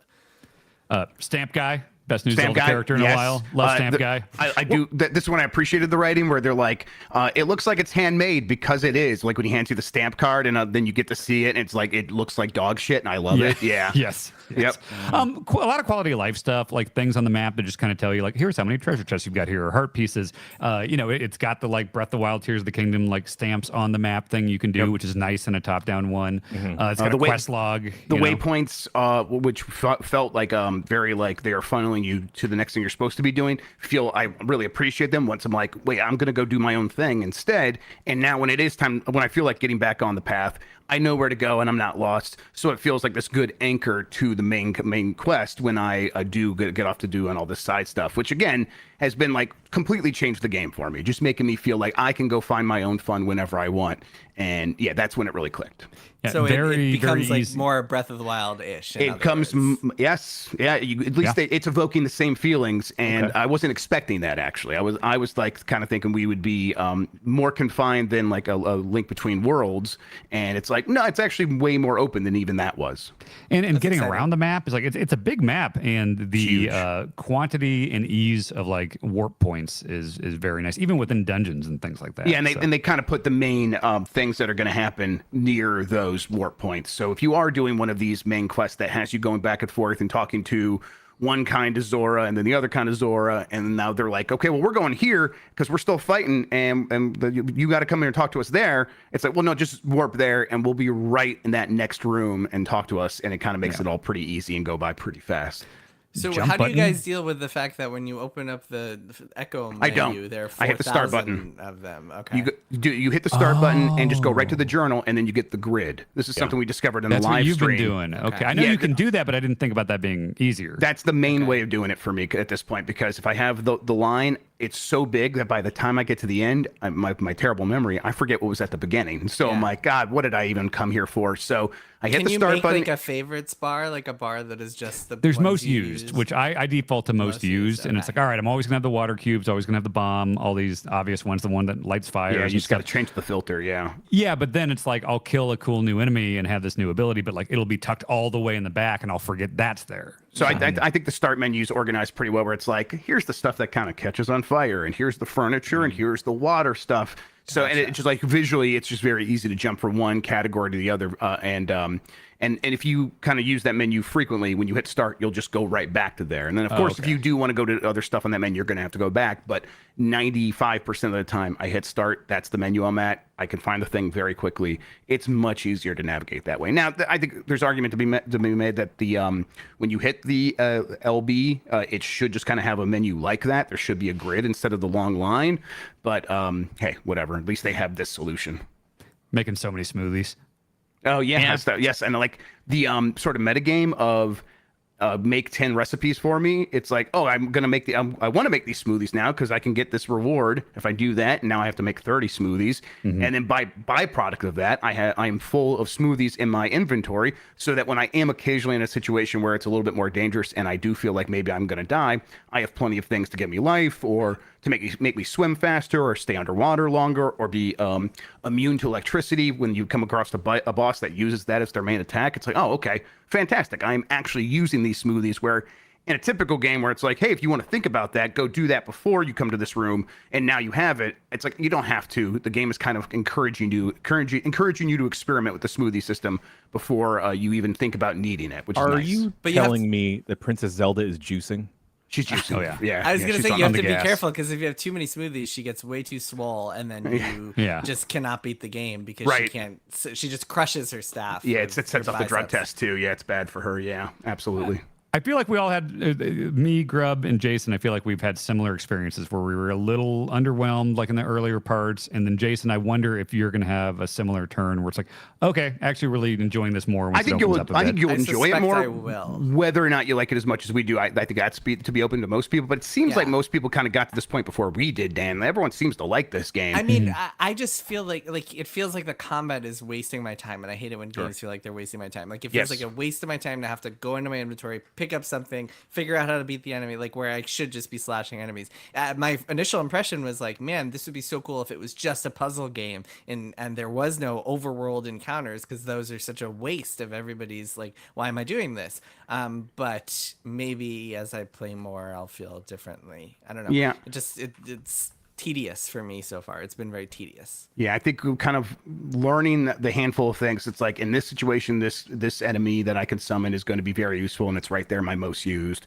So I'm just going to bring it back out, or I'm just going to throw this bomb, and it's going to explode while I'm off doing something else, and it's going to kill those enemies. It's kind of how most of these encounters are going for me right now, and it's kind of become a non-factor.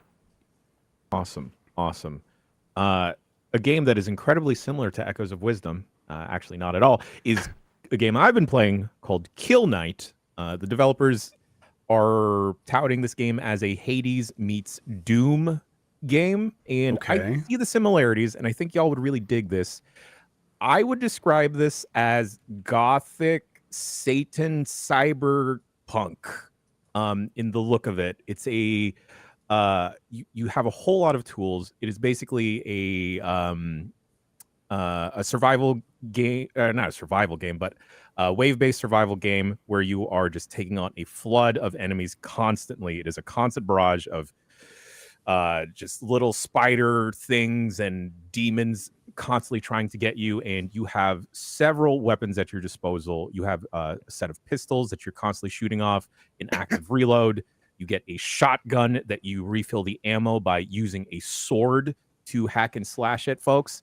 And then you're also Onimusha styling, sucking the souls of all these demons once you defeat them, to charge up a spectral cannon that refills your health as you kill more enemies with it, and is incredibly punishing. There's 3 difficulties right from the jump, and I can't stop playing it, and it's hurting my eyeballs as I play it because it's just so deeply entrenched into its style. It's funny because they totally recommend from the jump, like, hey, just set it at the easiest difficulty, just so you can learn the game. Also, you should 100% play the tutorial, otherwise you're going to be absolutely lost. Because they introduce mechanics where there's also a pairing system. There's also a remote detonating system in the game where you have to use your spectral cannon at the right time to fire off at a specific enemy. And once you hit that enemy, they will remotely detonate and blow up a bunch of other enemies. And there's also a combo meter going on at the same time of like, all right, you got to keep killing all these mobs. You got to keep going constantly. It is just sensory overload in the best way possible. As you complete each run or die in each run, you're progressing and you have a set of objectives like kill 999 enemies in one run with your pistols or your overcharged pistols. And once you complete that objective, you have the ability with the points you're making each run to unlock modifiers or upgraded versions of your weapons. The active reload, they do something very smart with it where you could hit the shoot button to do the active reload and you'd get an upgraded mini burst of your pistol fire. But instead, if you see a bunch of the demon gem souls around and you need to suck really fast, and it also times out that you need to hit your active reload, you hit the soul suck button and then you automatically consume all of them around you in the immediate vicinity. Or say you're in a bind and you hit the active reload, but you hit your sword instead, you do an upgraded sword attack. The parry's also really sick. This whole game is just sick out the wazoo. It looks cool. It makes me feel some type of way. Kill Knight, I believe it's coming out later this week. It's not. It's out tomorrow. It is a good name. It's out tomorrow on Steam. It says October 2nd. Jan, is it? It's not dual stick. It is like Hades, right? It's kind of dual stick because with your right analog stick, you're aiming your guns with it. Oh, okay. So okay. Yeah. Mm-hmm. All right. That sounds even better. You have to constantly be moving as well. I made the mistake of like, oh, I'm just gonna sit here and shoot my weapons off, and like I was immediately getting swamped. So you constantly have to be moving. You have to be using all of your weapons all the time. It is not a game to unwind and relax to at the end of the night. I mean, they describe it on Steam as bullet hell, and that sounds like what you're describing. And I think you're right. Looks very much like Hades meets Doom. Like that's exactly the right maybe description. a little Vampire Survivors aside from the whole auto attacking thing, just seeing how many enemies there are and how much you're dodging. Yeah, like Smash TV is also like what people in chat. Whoa, you sound old. That's what they'd say to me if I brought up Smash TV. I want you to know how it feels. Weird. Okay. Also, just a fantastic name of a game. I just wind up saying to myself as I'm playing, Kill Knight. With a K. With a K. With a K, yes. Another game that has been occupying a lot of our times, and it's a bunch of games, is UFO 50. Yep. Hey, I played this now. Yeah, how'd you find Congratulations, Mike. I did it. I was like, I got over my like being grumpy that it's not on Switch and just bought it. Big boy, Steam. there he is. I know. Very good on Steam Deck too. Mm-hmm. Or ROG Ally. Actually, I got a ROG Ally X, and I did too. Just installing stuff on it, but I'm pretty excited about that because I love my old ROG Ally. But yeah, this is pretty great. I was just kind of going through games chronologically, not trying to beat all of them, but there's just some that would naturally stick with longer. I was surprisingly into Paint Chase early on, which is I like Yep. Paint Chase. You were good at that. I was impressed by that. Yeah. It's like that was the first Pac-Man one I meets kind of Splatoon. Yeah, there were some I definitely bounced off of pretty quick, and Paint Chase was like the first one where I was like, ooh, I actually want to see how far I can get in So this. that, again, it's like a game where you're playing as a car. There are enemies that are painting the floor red. You're painting it your color. You need to basically chase them down and kill them because you want to stop them from painting the floor. And while you're doing that, you're covering the floor. And at the end, you want to have at least 50%. Although there are some, like I guess, boss levels where it's like you need to have 75% on this level, and it gets pretty challenging. My favorite is Attactrix. Have you guys played Attactrix? Attactrix. I've not. Yeah, Cool. that's the one it's where like- you put the guys in the columns, right? Like in the rows, and then you got to line them up and defend your castle, right? Yep, I beat that one. Super beat fun. it?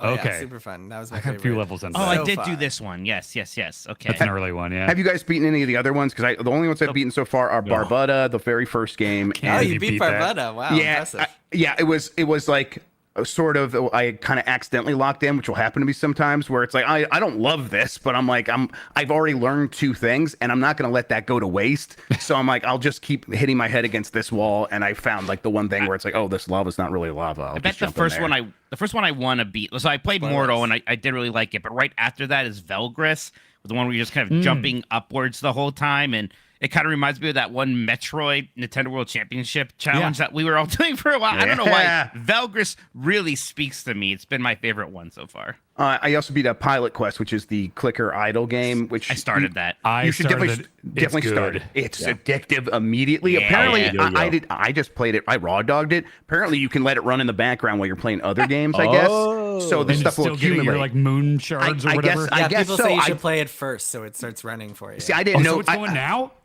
I think play so. it, It's while you're playing While- other yeah, while UFO it's- 50 yeah. games. Oh, so Yes. it's not. It's not just in the background. I Right. wonder if I have a bunch of shit. Okay, that'd be great. Yeah, but that was like, I'm like, oh man, okay. But I just mainlined it and played the whole thing until I beat it, and that was a lot of fun. As soon as you realize, like, oh, I can plant these trees, and then just like they're popping off there, Yep. it's like, oh, okay, that feels very, very good. Exactly. Have you played an idle game before, Dan? What was that adventure capitalist game? Oh, sure. Okay. Yes, I that's like right. that. I've done a couple, and it's like You ever do Simpsons Tapped Out? That seems like maybe you would like that. about Early to shut iOS down. games. Yeah, it's shutting Alright. down after 12 years. Yeah. Yeah, not a ton, but enough to see how it goes. Yeah, I want to see how many moon shards I have. I'm excited. So many moonshots. It's man, it's just so much fun going through these things. Kit Club was very much up my alley because it's basically Bubble Bobble, and that's like Oh, a game I associate with the NES as much as anything. I played a ton of that back then, and like I had a great time playing it the first time, playing it for a couple hours, and I got through like 11 or 12 of the 50 games, and it does seem like it's not like they necessarily just get better as you get further along, but they become a bit more complex, a bit prettier because it is chronological.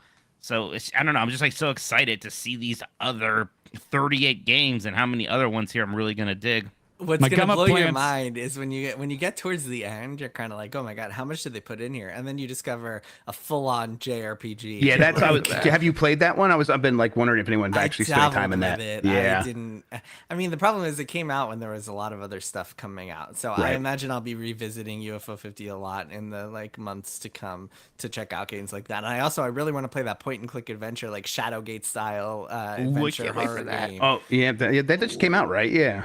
No, the one in UFO 50. I'm saying. Oh, the one in There's UFO, like okay, a point and 'cause click there's- adventure that's kind of like modeled after the NES game Shadowgate, where Sure. it's like you're a mansion or something. I forget exactly. What I'm complaining because because there literally is just a new Shadowgate that came out that's based on an NES sequel that never Oh came yeah, out. that's Yes. that's a whole other thing. Yeah. Yeah. Yeah, I only all made the 16 genres are moon here. drops. Yeah. Yeah, not enough moon drops. So I plugged it in. Now I've got it running in the background. There so you go, it's making yeah. moon drops while I'm podcasting. You're like a crypto miner now. You're just sucking up energy so you can Exactly. get moon shards.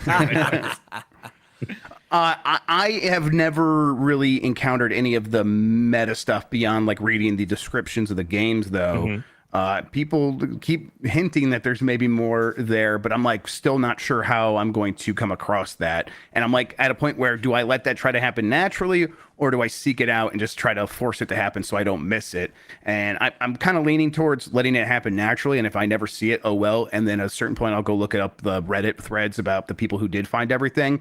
But have you guys seen anything beyond that? Yeah, it turns out there are 50 more games. No, I'm just kidding. Russ Freshnick like said that to me too, and I believed him. Yeah, I bought you. Yeah. No, it's there's a terminal. You guys have seen the terminal. Yes, Yeah. terminal. And I don't know what to do with it yet. There's like codes you can enter, and you can unlock all sorts of crazy stuff. I messaged Derek Yu, who's the lead designer, also known as the designer of Spelunky and other games. And he was like, "Yeah, there's some stuff going on there. It'll be interesting to see like when people discover it all." Which is pretty wild. It feels like between this and Animal Well, like the meta secrets of games are having a moment this year. It's the year of meta. Phil Fish likes, yeah, absolutely, yeah. People love that. Last year was the year of metaverse, and nobody wanted that, but meta we all do want. Meta gaming, we're okay with. Yeah, it continues to be a very cool thing that I'm impressed by and having a good time with. And I do fear like falling off of it at some point because something else comes along and it's like, okay, am I going to get back to it? But sticking with it for now. It's too much. Too many games. Yep, too many. Yeah. It's like there were already too many games, and here comes 50 more games. Literally 50 more games for you to play. I think I was on the Besties the other day, and they were comparing it to like looking at your Steam, like getting a game that's your Steam library, and suddenly you have this massive backlog. This new Steam library backlog, yeah. It's incredibly difficult to try and attack the backlog and other games that are coming out when a game that's already out comes out again, and now it's on my phone. Dan Reichert, this is the worst thing you've ever done to me by sharing access to this with me. I can't believe you've done this to me. It's bad. It's Balatro. It's good. It's one of the best games of the year, but I am in a bad way with this on my phone at this point. I played for 5 hours on the flight to Japan, and that was a pre-release one that I had like a cloud sync error, and so it like overrode it with my iPad one, which I hadn't played. So I did restart, and I was like, "Oh, good, I get to do that 5 hours again." Oh, that's I was bad, Dan. excited about it. So my sleep has been fucked up since I got back from Japan. I woke up at like 2:30 in the morning today. I just reach over, grab my phone. I played Balatro from like 2 a.m. until breakfast this morning. Daniel. I played it during breakfast. I went on a run. You ate it. I went on a run, and when I was stretching after my run, I was stretching for much longer than usual because I was down on the ground holding like a pigeon pose, playing Balatro. Took a shit. Played it, just sat there for way too long playing Balatro. It has been since 2:00 this morning. Every element of my day has involved playing Balatro on my phone. Okay, Dan, can I? All right, let me tell you how I stopped playing Balatro after many hours earlier. I don't want to stop. You don't. Okay, if you don't want to stop, that's fine. But No. like, You for have me, to, Dan. No. So I like hit. I got the optimal run in Balatro, which is basically when you just do single high card kings with Baron and Mime, and all the kings have like red seals, and you get into the exponentials and you break the game essentially. And once you do that, it's way less fun to play because other ways of playing just don't get you. And it's like min-maxing the game almost, but that's how you get past like level anti 13 and 14 and stuff, which I got to like anti 18 or something like that. And this was after like, I don't know, 100 hours of playing Balatro. And once I got to that and did that, I was like, oh, if I playing with like a flush or a straight or any other build. Yeah, you kind of feel solved, right? Yeah, it's solved. You solve the game. Exactly. That's a good way of putting it. Yeah, but so that's the problem. Yeah, if you ever want to stop, just do that and you'll be like, oh, I don't feel the need to play this game. I'm mad that I even have this knowledge that that's possible now because I. Oh, sorry, man. I think you should be arrested for doing this and ruining such a perfect experience. I am afraid of falling into it, so I bought it on stream the other day, and I just did one run while the Lions were playing last night, and I did way better than my first runs when I was originally playing it. Almost got to the end. I failed, and I'm like, okay, I'm just gonna put it down now and go play some other games, so I actually have something to talk about on the podcast, and I can stick with Zelda and all that stuff. I have a fear of being in the situation you're in, Dan. I have kids. I don't have time for this, man. This is a problem. I got time. Yeah, I already get looks for looking at weird stuff on my phone, but now I'm getting even weirder looks of people seeing me constantly play something that looks like poker, and now all you just my have friends that energy though, so that you're gambling. Yeah. Well, the people in the underground mahjong den don't appreciate when you're playing a different game and not engaged in mahjong. Yeah, you don't want to offend them. Yeah. Yeah. Especially when like all the lights are purple neon, and here you are with your phone at full brightness, you're like breathing out of your mouth playing Balatro. Yeah. It's good. See, right That- there. that- Good, yeah. That the repeating music that is like not that long of a loop is still so good to me I love after it. all those. It's God, what a good game. I keep the audio on. Yeah, I listen to it every I time. did just get the physical copy, which I think I'm allowed to. I mean, we showed that on the Bombcast couch, so or the giant bomb couch. Yeah, I just got the physical copy for the Switch, and I'm like, man, it's just everywhere right now. Everywhere I turn, more Balatro. So I can't fall down that pit. Not right now. No, this is like the yes, you fourth can. or fifth time I've started it on a different device or platform, and like I'm gonna unlock everything again. I can't wait. I can't wait. I can't wait. I can wait to play more games. But in celebration of Infrastructure Week, Mike Minotti, thank you for doing the work and checking out Frostpunk 2. Yep. New city builder. I did not play Frostpunk 1. I always meant to. And then before I could, here's this sequel. So just dove right into this. Pretty good stuff. For people who don't know, the Frostpunk thing, it's kind of in an alternate world where the planet was frozen over sort of during the Industrial Revolution. So that's kind of the level of technology we have. It got a bit more advanced than that. Kind of like a Snowpiercer. It's a little bit of a Snowpiercer, yeah. And I don't know if it's my sick Midwestern brain, but the whole game's supposed to be very dire and kind of depressing and sad. But I'm like, ooh, snow. This is cozy. 100%. Yes. Even though it's like one of the best things the game does is when things like bad things happen that like kind of like, twist things up and like give you a crisis, they kind of like make it personal. Like a pop-up will come up. And first it'll be like a person like talking like in their diary, like, oh, like the kids, they have too much free time and they're starting gang wars and whatnot. And then like a little bit later you'll get the gang war problem.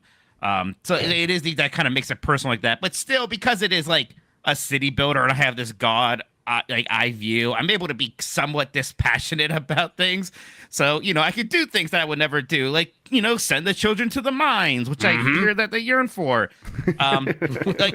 What time I had a coal mine. It's like a big loop of the game is that you have this kind of central part of your city and there's a furnace there.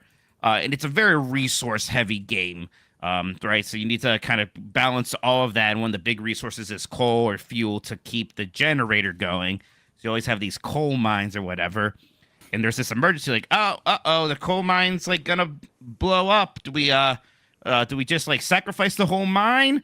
Or do we like shut off this door and some people will die, but we'll get to save the mine? I was like, I guess we'll we'll just close that door. Then immediately you get like text bubbles coming up like, no, my brother's still in there. I'm like, ew. And then it's like, it said some people would die. It's like 600 people died. I'm like, yeah, that's more than some people. This is what I like about the original Frostpunk and now what you're doing here with this guy, which I guess there is like some ramping up of like the level of control you have over Frostpunk 2 compared to Frostpunk 1. But what you're doing here is exactly what I enjoyed about it, which is you're making decisions and then you're coming away with stories about what that meant to the people in the world and what it meant to you as the leader. And it was like, for me in the first one, it was starting the religious police that would punish people if they didn't work too hard. And it was like, again, like you're becoming this evil villain that is making the hard choices so society can continue. And it puts you in that situation. And that's a lot of fun. And I think Frostpunk 2 sounds like it's kind of striking the same tone. So I'm excited to start this. Yeah, and there's a lot going on. There's a lot of systems. You have tech trees that you can invest in. And there are different factions at play. And you kind of have like a council or, this government, like a Congress. And you want to pass laws that'll be like, there's free necessities for people or people have to pay for that kind of stuff.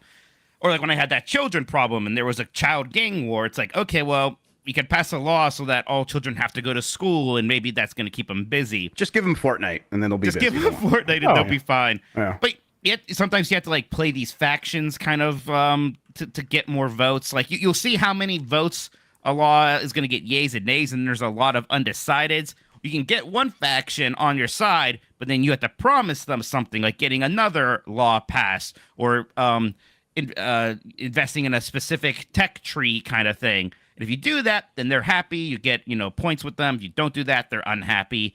And then on top of that, eventually I was expanding to exploring the area outside of my main city because we had to get more coal.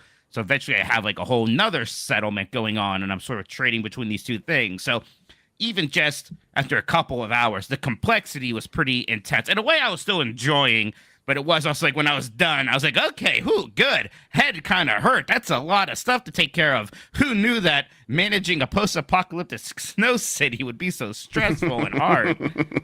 Yeah, it's that's another thing. Like, it's like you're like riding the line and you're just trying to like scrape by there so that you can get everybody to the win scenario. And when it works out, it feels like, in the Forza Horizon races where they're like faking you being in a race with a train, so it's always so close that it feels cinematic. I kind of have the same feeling in Frostpunk 1, where it's like, oh my god, we're just barely getting across the finish line with the resources we have, and it feels cool while you're playing. Mike, you're a very empathetic person. I mean, you wind up empathizing and sympathizing with an anime character that you've never... Fictional characters, mostly, that he empathizes with, yeah.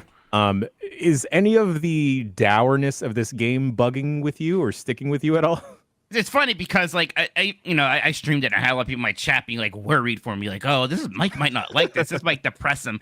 But again, for one thing, when it's video games... You don't care about children. For some reason, video games I already sometimes have a better degree of separation from than other media, just in terms of that stuff. I still get invested, but, I won't get super depressed necessarily. But again, that kind of God's eye view of things, it's like another layer of separation.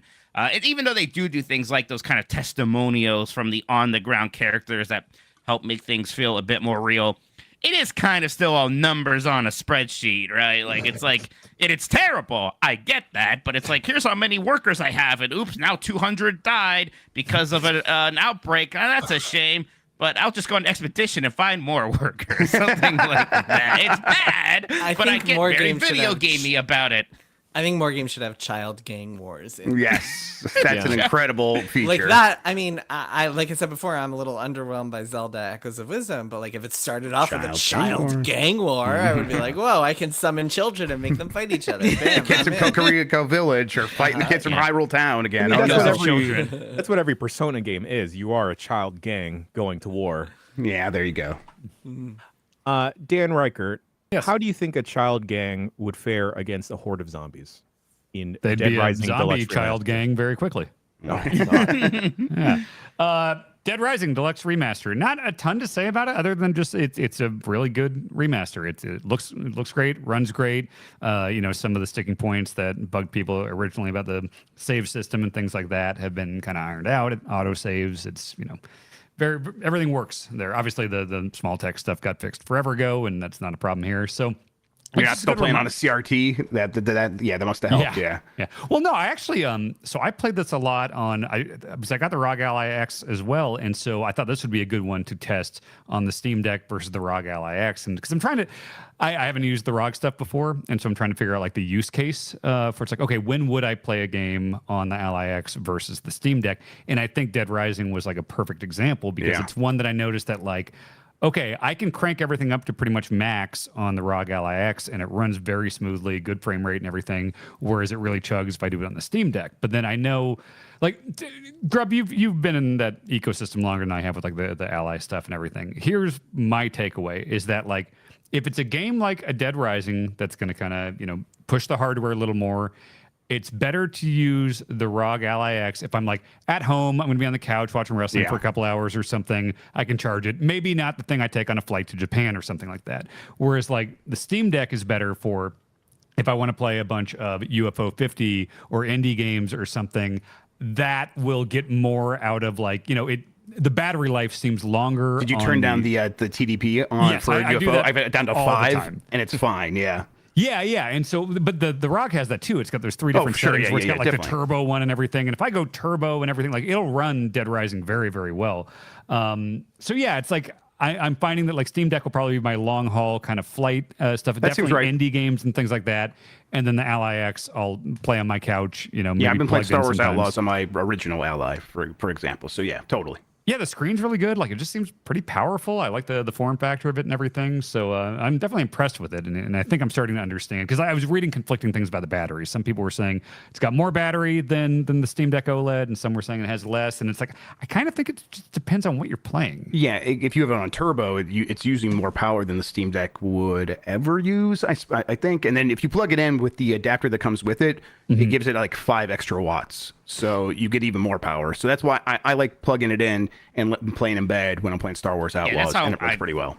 That's how I use my my ROG mostly. It is kind of like my in-bed device, which is like how I pretty much exclusively use my Switch anyway. So I just associate this kind of 1 to 2 hours that I give myself to play games in bed, which isn't maybe great for sleep schedules, but it's very comfy. It's very cozy. I get a lot of good gaming done that way. And yeah, it's like the big problem with the ROG Ally original was the battery life. I know the X is supposed to be better, and I am curious to see how much better it does feel. But I bet at the end of the day, I'll keep it plugged in anyways. One, because you don't have to worry about it, and two, you do get a little bit of a performance boost when you do. Yeah, and the Windows stuff doesn't bother me. I know a lot of people don't like, the Windows-based stuff, but has not been a problem with me. And also, I don't miss the trackpads. I didn't use the trackpads a ton on the Steam Deck. So, would you use it for FPS on the Steam Deck? I'll use it for mouse and keyboard games. I don't use it for FPS, but I use it for when I am doing emulation. I will add a lot of stuff to the radial menus and stuff manually. Yeah, it is good for that. Yeah. Yes, and then when I am in Linux, I do like having that as an option. Whereas you are always in Windows on the Ally and then using the right stick for the mouse. Sure. It's fine. That's fine. The issue is just Windows kind of stumbles when it doesn't have a keyboard and you can't get access to certain parts of the screen because Windows get in the way, and then you have to update things, and it's 3 different apps. It's just a little bit more of a pain in the ass. That it's getting better over time though. And like I've always said, once you're in a game on the Ally, it's great. There's no issues. Yeah, I've been really impressed. And going back to Dead Rising real quick. So I just kind of forgot, I remember really enjoying that game back in 06 or whatever, but it's not one that I really went back to a lot. I don't think I ever played 4. I remember, liking 2 and 3, but that first one was just such a novel thing, and that setting was great, and the photo element and all that stuff. And I'll be damned if it's really, really it's good. Funny. It's still very fun. All of that tone really works. It's a great one to go back to. And I beat it. So, and I want to do the thing because it's what's that, Mike? Why did he look like that? Nothing. I just wanted Why did you jim the camera? I just wanted to jim the camera for a second. Don't worry about it. Okay. Yeah, I remember it being a fun one to go back and restart with I'm super leveled up now, and now I can just kind of mow through everything. So I'll probably play more of it. It's a great game. Very excited to play this. I actually never played the original somehow. It just went by me. I was very anti-zombie for a while. I was too anti-zombie. But now, especially for spooky season, which starts today. Happy October, everybody. I think this is going to be a good one to check out this month. Mike, I was the same way. Zombie pop culture and games, I think is lame and boring, like Walking Dead, Mania and stuff. I thought, this shit sucks. The Telltale Walking Dead games that everyone freaked out about, those games suck. Me. Yeah, those games suck. So it's but Dead Rising is the one where it's nope, this is very, very good. I like this. Folks, there's a lot of video games coming out, and thankfully we have another podcast later in the week where we will talk about the rest of them. Because I've also we'll catch up on some that we didn't have time to talk about today for sure. Wizards of Legend time to play 2. I'm Your Beast Expeditions, a Mud Runner game. Jeff Grubb, I played more of this game afterwards. You did, and I can't wait to tell you about it because that means a lot to me. I ditched the bus, and then I think I understood more of you by playing this game. It is about the struggle. I get excited when the truck gets stuck in the mud, or especially in SnowRunner. Getting stuck in the snow is a very special kind of hell, and having to get 3 other trucks out there to get the main truck that has the cargo on it that you actually need, and then starting to use the crane, it just becomes this great mess that I don't know, I find very satisfying. Speaking about a special type of hell, let's get into the news. Yeah! I maxed out on moon drops. Woo! Congratulations. Really worried. Did you update your silos so you can have more? I don't have silos yet, but I got 2,500 moon drops, so I'm good. Get to work on yo-yos. Are you getting yo-yos? Yeah, I haven't upgraded the yo-yo yet. Oh, you got to upgrade your yo. You got to get the wizard yo-yo.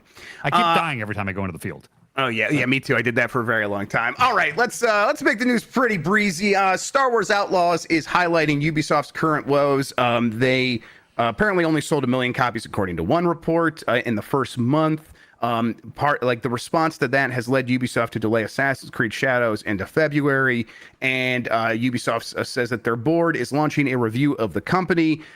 It's kind of a mess over there, and the mess seems to be associated with them doing the thing that they very frequently have done, which is release big games made by a lot of people in a state where it's maybe we can get away with this and we'll kind of update it once it's live. And they've regretted that in the past. They've done it once again. And now they're doing the thing they've done every single one of those times. And it's delay all their other big games. Right now, that is just apparently Assassin's Creed Shadows. Ubisoft's stock price dropped to the lowest point in 11 years. It's not looking great over there. I certainly do not know the answer for that company. But how is everyone feeling? Can I just point out, you mentioned Yeah. the board is doing a review. 50% of Ubisoft's board of directors have the last name Guillemot. Yep. Uh-huh. 5 of them are Guillemot brothers. Right. So this doesn't exactly spell the end of Yves Guillemot when something like that happens, right? Because who is reviewing him? Yeah. But well, so what happens is if shareholders pressure the board, I mean, there are a lot of different methods in which board control, and they don't have like complete voting control as far as I know of the company. And even if they did, I mean, corporate, like, they're hostile takeovers all the time. We've all seen Succession. Things can get dicey. And they're certainly, this is what this is. The things are certainly getting dicey right now for them. But yeah, one of the problems with Ubisoft, one of the reasons they're in this situation in the first place, is that they're a family-owned company. Like, they were started by the Guillemot brothers in 1986 or whatever it was, and the Guillemot brothers have remained in control ever since, and that has its pros and its cons. One of the cons is whatever the last few years have been. It's just constant trend chasing and just spinning their wheels and making bad bets, and like, just seems like disaster is coming if Shadows is not a hit. Right. And they seem overconfident in their way of doing things because it is so big and complex and using so many people and so many studios all over the world. And like, part of that is like impressive that they're able to make games that way.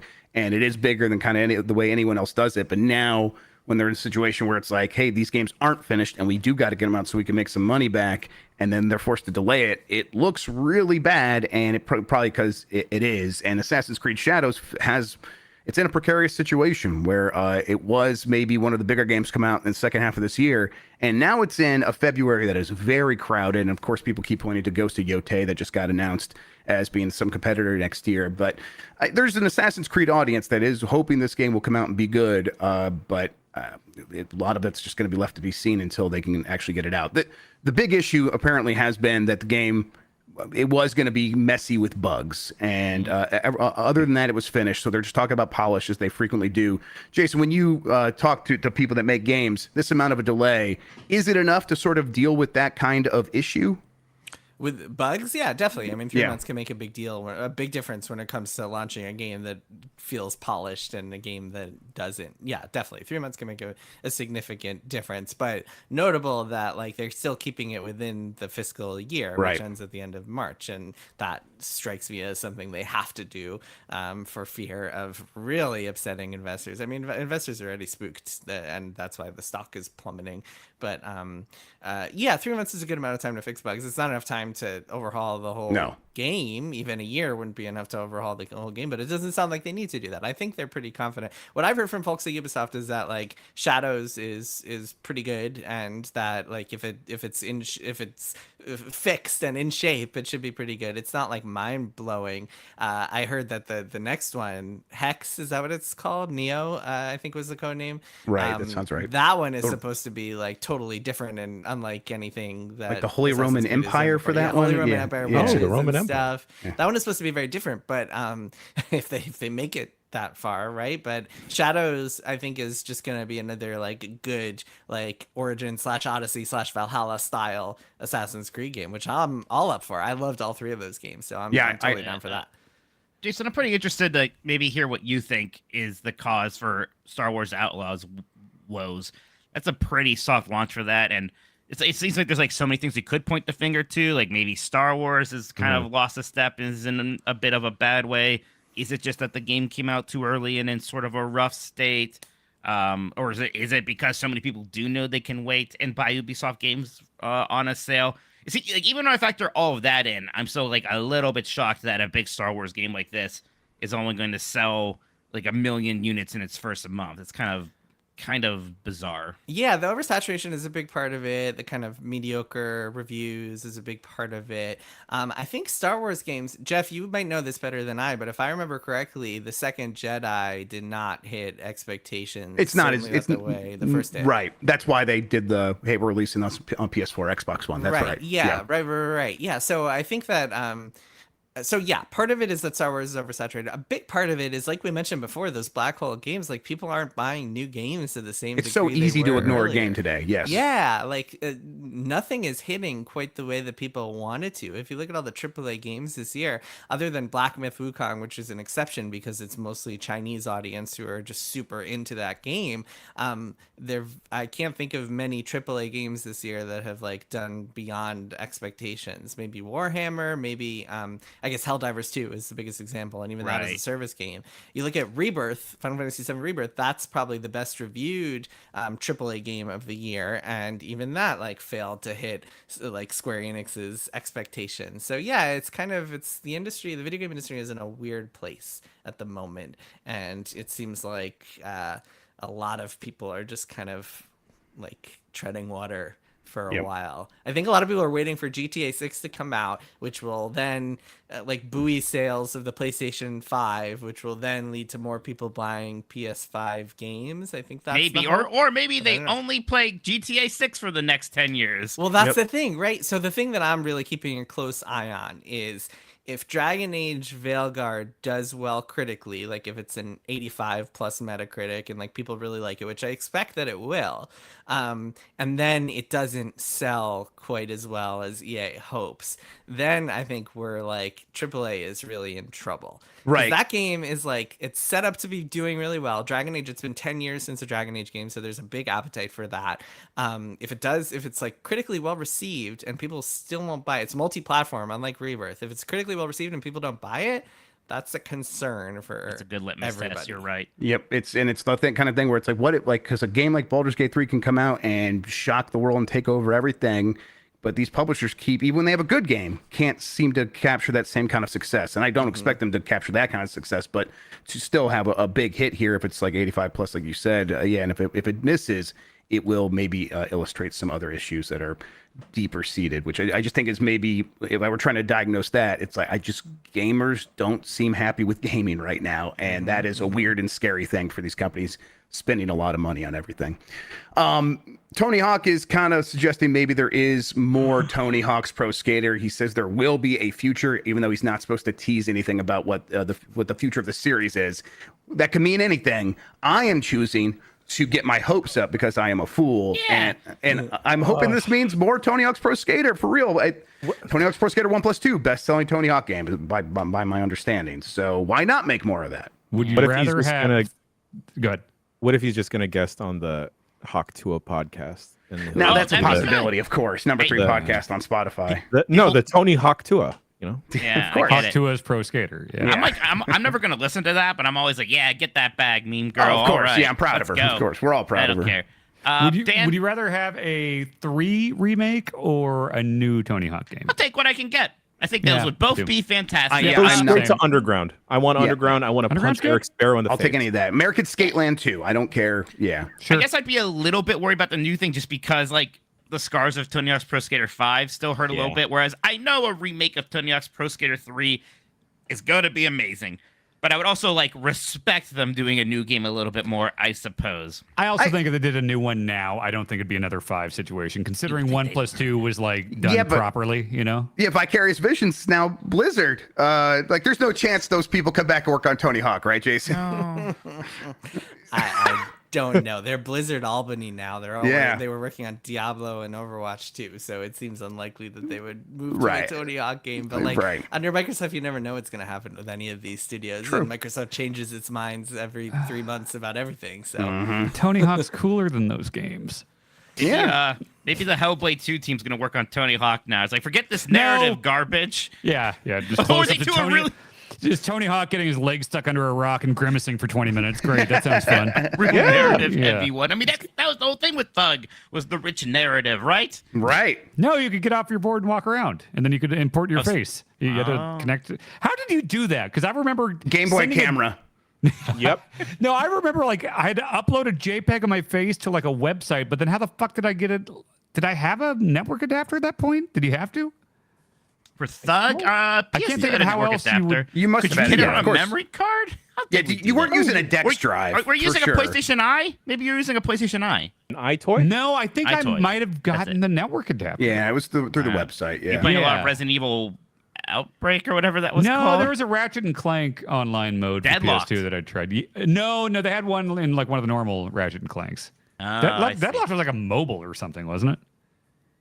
Or like a MOBA, I mean. I don't think we even... Old men try to remember video games. Anyway, let's go to the Schreier Zone. Don't lump me in with Tony you guys. Hawk, man, learning about Activision and talking to people in the Activision sphere for Activision's history. Like, there's a chapter in Play Nice called Bobby, and it's all about his rise to the Activision empire, to run the Activision empire. Is that guy cool? It is fascinating. It is fascinating. Is what cool? Is that Bobby guy cool? Bobby Kotick? Very cool. I'll let readers be the judge of He's in Moneyball. I saw Moneyball, yeah. He is surprisingly good as an actor in Moneyball. Yeah. I do like his role in Moneyball. It's a guilty pleasure. Yeah, Lost in the role. Some people.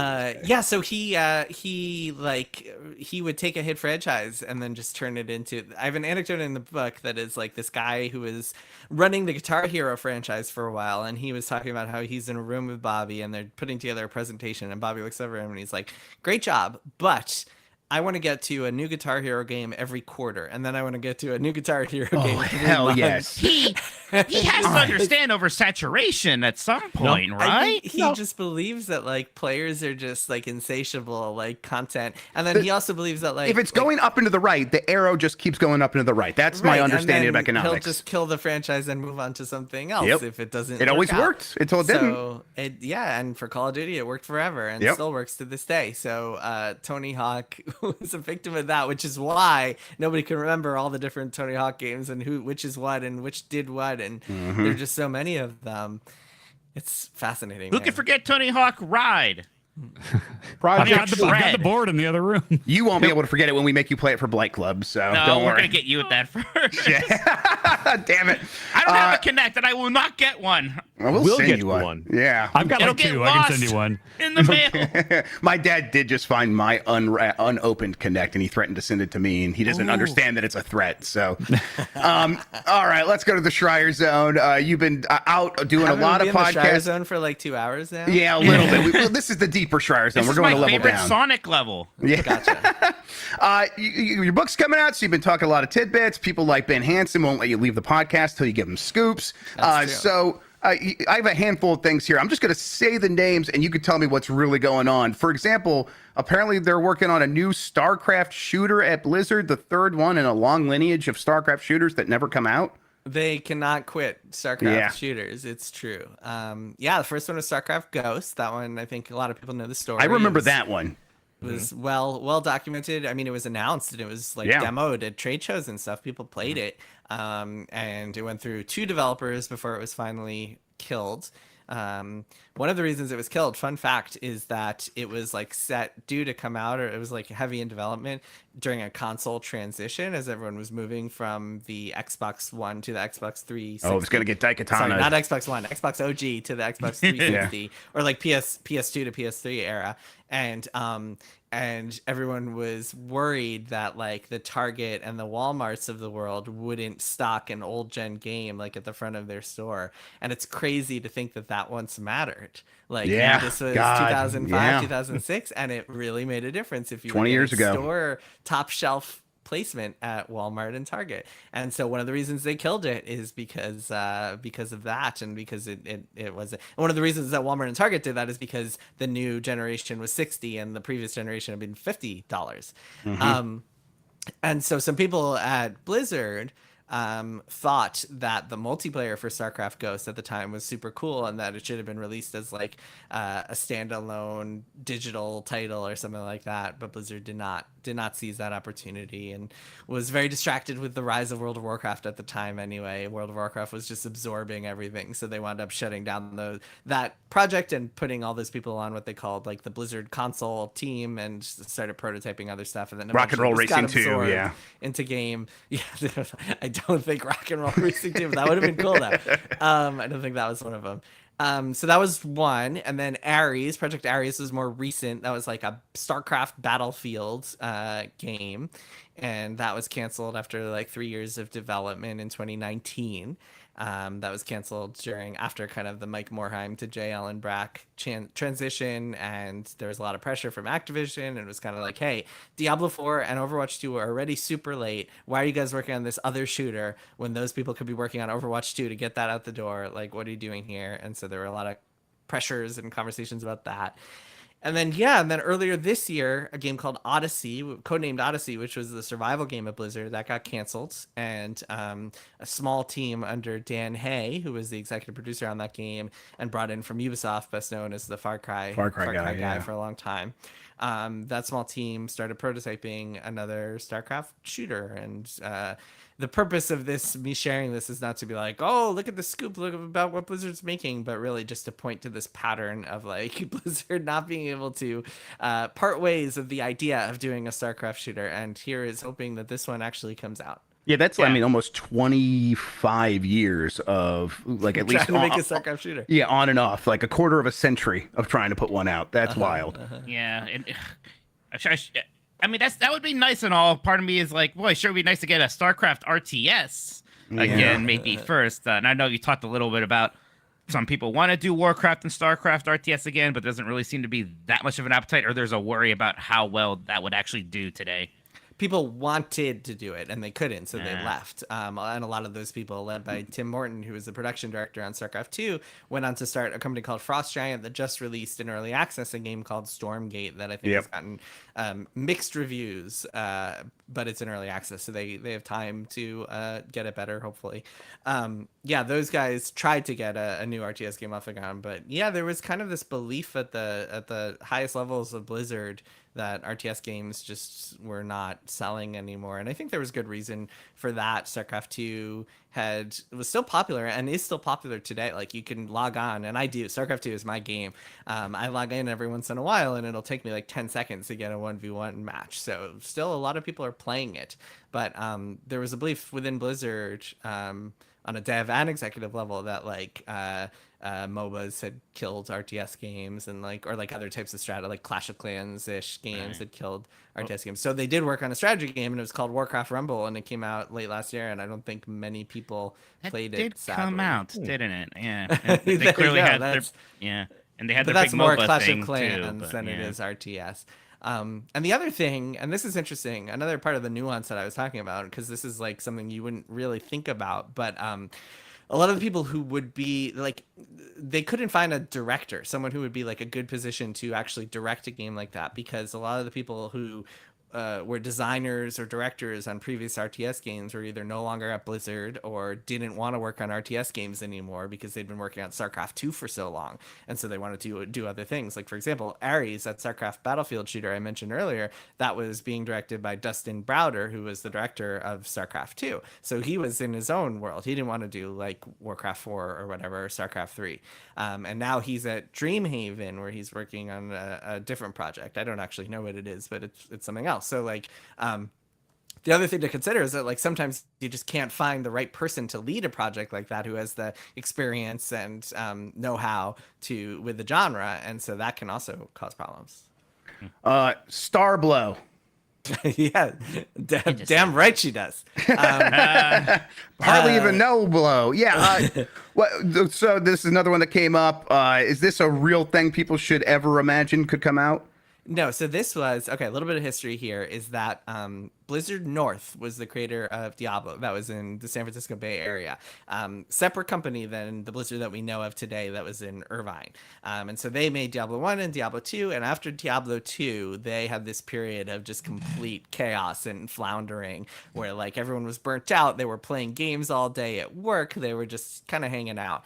And for a long time, they were split into two teams. One was working on Diablo 3 in its early stages, a version that would never see the light of day. And the other was working on something called Project X, which they called it that because it changed every 3 months based on whatever David Brevik, who was the president of the studio, just kind of came in and was like, no, let's make it this. Let's make it a superhero game. Let's make it a game about dragons, whatever it was.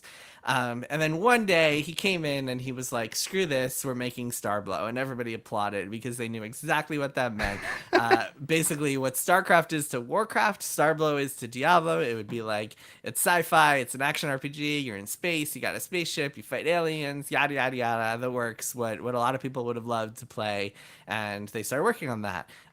But it wasn't long before Blizzard North imploded for a variety of reasons that I detail in the book, and that game was canceled, and they switched to only work on Diablo 3.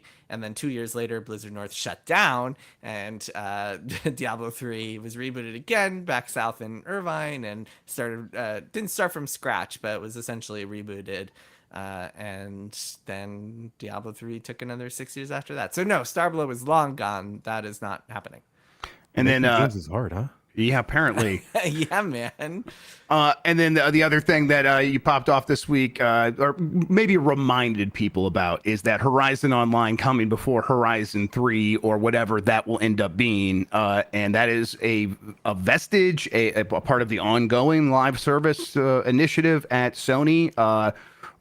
Should people be expecting that to be a really big chance that they're taking over at Guerrilla for their live service initiative? Yeah, I guess I don't think I said that Horizon Online is like coming before Horizon 3, because I don't even know that Horizon Online is actually going to come out. Okay, it's the thing that they are most actively working on. Most actively, yeah. I didn't think that was news. I thought people had an idea of that because they've been very public about the fact that they're working on this online. I think the name even leaked during the Insomniac leaked. It's called like Hunter's Gathering or something like that. It leaked out. It is public. So I didn't think that was a big secret or news or anything like that. But yes, that's the thing that a lot of people at Guerrilla have been working on, as far as I know. And Horizon 3, last I spoke to people there, was pretty early, pretty conceptual. And games take a long time as it is. I mean, it was 5 years from Zero Dawn to Forbidden West. So yeah, I mean, Horizon 3, I wouldn't expect that for a very long time. All right. Is Yoshi-P trolling Final Fantasy IX fans?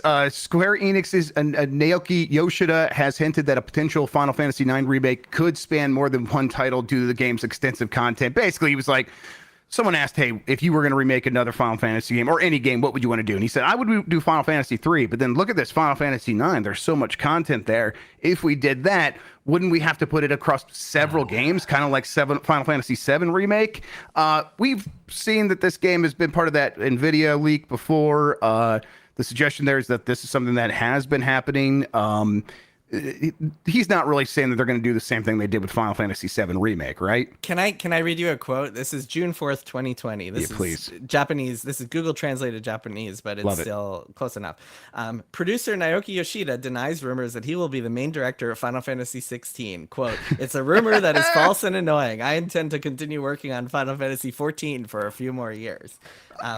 Interesting. So maybe he is trolling Final Fantasy IX fans. It definitely feels that way.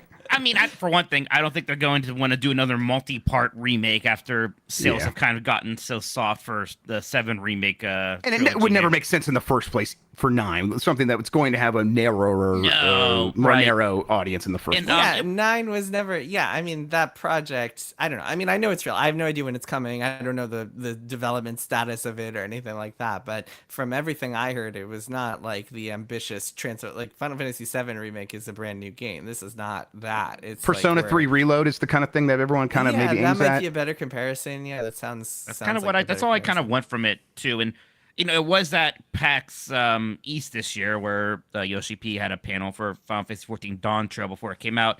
And Dawn Trail has some Final Fantasy 9 allusions and references, and one of like the pre-order things was like a little character minion based on a Final Fantasy 9 character. And at the time, he was like, oh, you'll see later why there's so many Final Fantasy 9 references. And at the time, people freaked out thinking he was talking about the remake. But that might just be talking about, again, all the allusions that are in Dawn Trail for Final Fantasy 9.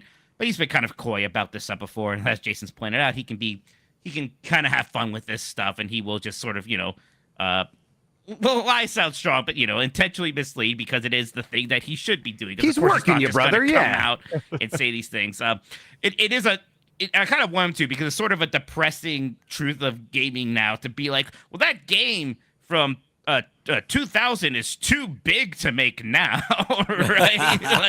like, oh, cool. We have to make the game smaller now. That's nice to know. Do you remember, Mike? You and Grub, you guys must remember this in like the mid 2000s when Square was like, HD towns are too hard to make, so that's why we made Final Fantasy 13 just corridors. Right, because everyone's like, hey, there's no towns in Final Fantasy 13. There's like a city that's more of a cinematic than anything. We used to have one guy make all this for the entire game, and now that's not possible. Yeah, it's like games are worse because the graphics have gotten better. Right. Yeah. I mean, it definitely has hit JRPGs, like, and especially if you're a Square Enix and like your whole bit is that you have to make the prettiest JRPGs ever. Like, it kind of becomes a major problem. And then at the same time, they made one of the best JRPGs like ever in Octopath Traveler 2 last year, and that is because it has awesome graphical limitations. It still looks gorgeous. So, like, how about more games like that? Let's make an HD 2D Final Fantasy 17. Hell yeah. That would be. I wonder if they will come to that decision at some point. It probably won't be 17, but they maybe start doing more Final Fantasies. Maybe 22. Yeah. More spin-offs. Yeah. All right, Jan, you were thinking that Nintendo mystery thing could be a watch, a wearable. There's some more people looked deeper at some filings that Nintendo made with the FCC for this mysterious box that has a 24 gigahertz millimeter wave sensor inside of it.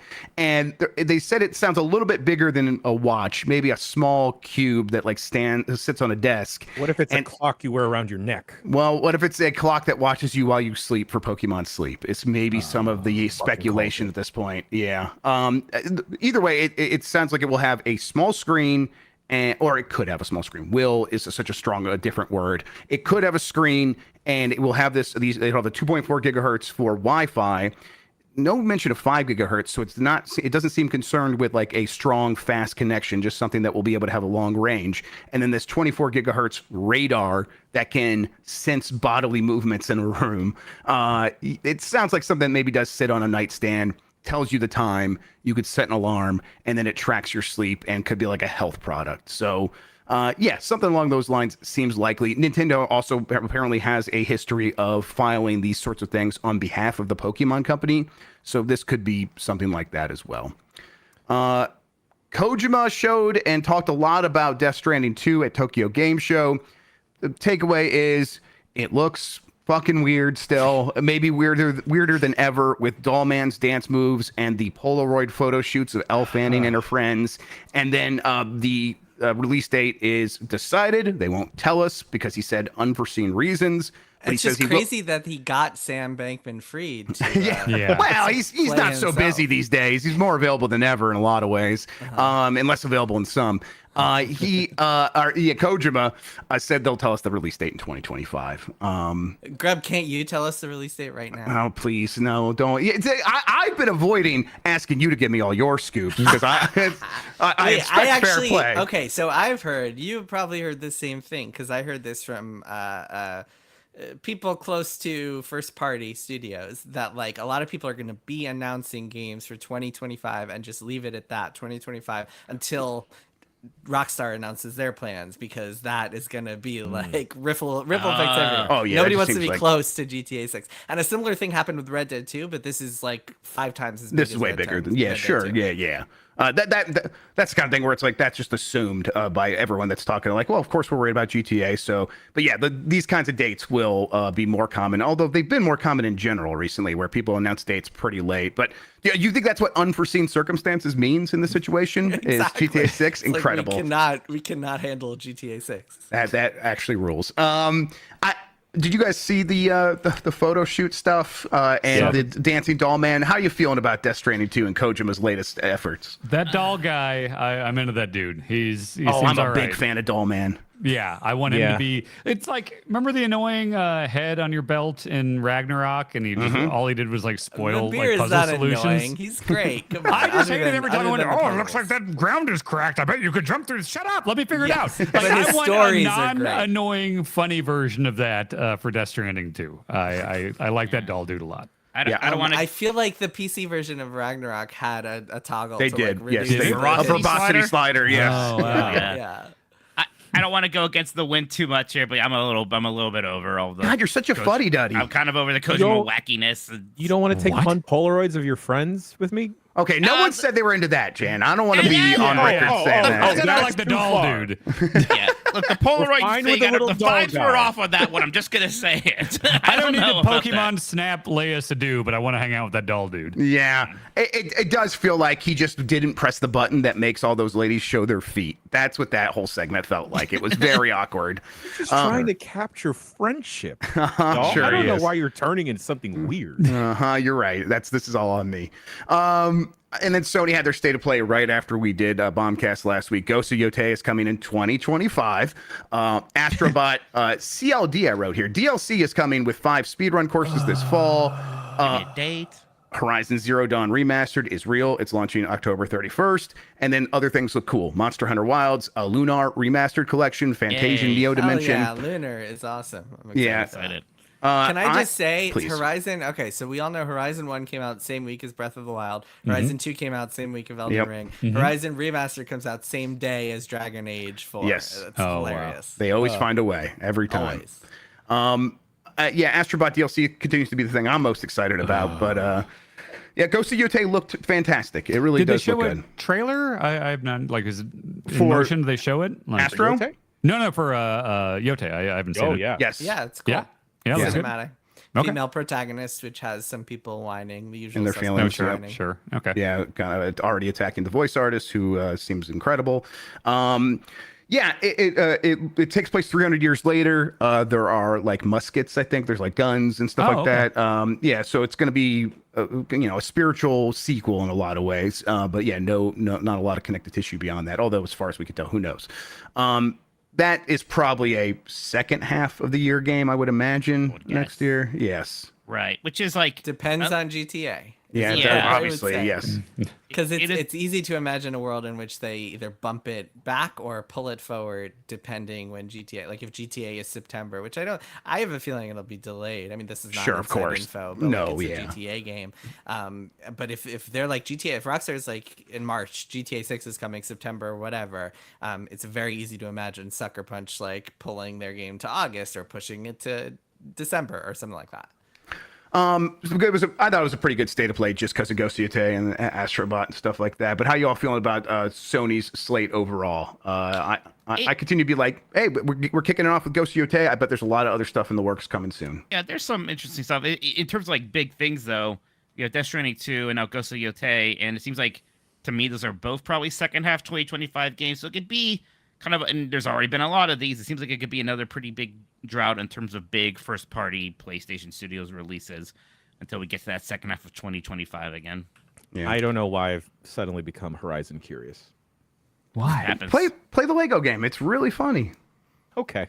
When you hit a certain age, Jan, most men go through certain changes and become a little Horizon curious. They acknowledge their regrets in life. Absolutely. The real question that I'm asking is Naughty Dog going to miss this generation? Yeah, I've been wondering that constantly. We bring that up pretty much every time we talk about Sony. Okay. It's like we could go through this whole generation without a Naughty Dog game, and that feels like an actual distinct possibility. I get that things have exponentially gotten more expensive and difficult to make, but it is wild to me that we could go from a PlayStation 3 with 4 major giant Naughty Dog releases to now 0 in a console generation. You have some things like remakes and remasters. That's nice, but man, is that a problem.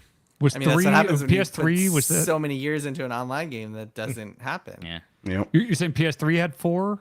Yeah, all 3 Uncharted's and Last of Us. Yeah. Different Wow. world. Holy shit. Yeah, I mean, a lot of factors here, right? Like, one is that people were crunching a lot more in the mid-2000s than they hopefully are today. And another is that, yeah, like the costs are just so astronomical these days. And the thing is, like, a lot of these companies, they hire more people to get like the graphical fidelity up and to try to produce a lot more content for their games. And hiring more people can make games even slower to make because you have this like these communication challenges and all of this middle management you have to install, and it can create all sorts of like blocks in the and it creates like a need for these remasters to sort of train people on like their processes, and so that takes even longer because these things start to get in the way when they were supposed to be the solution.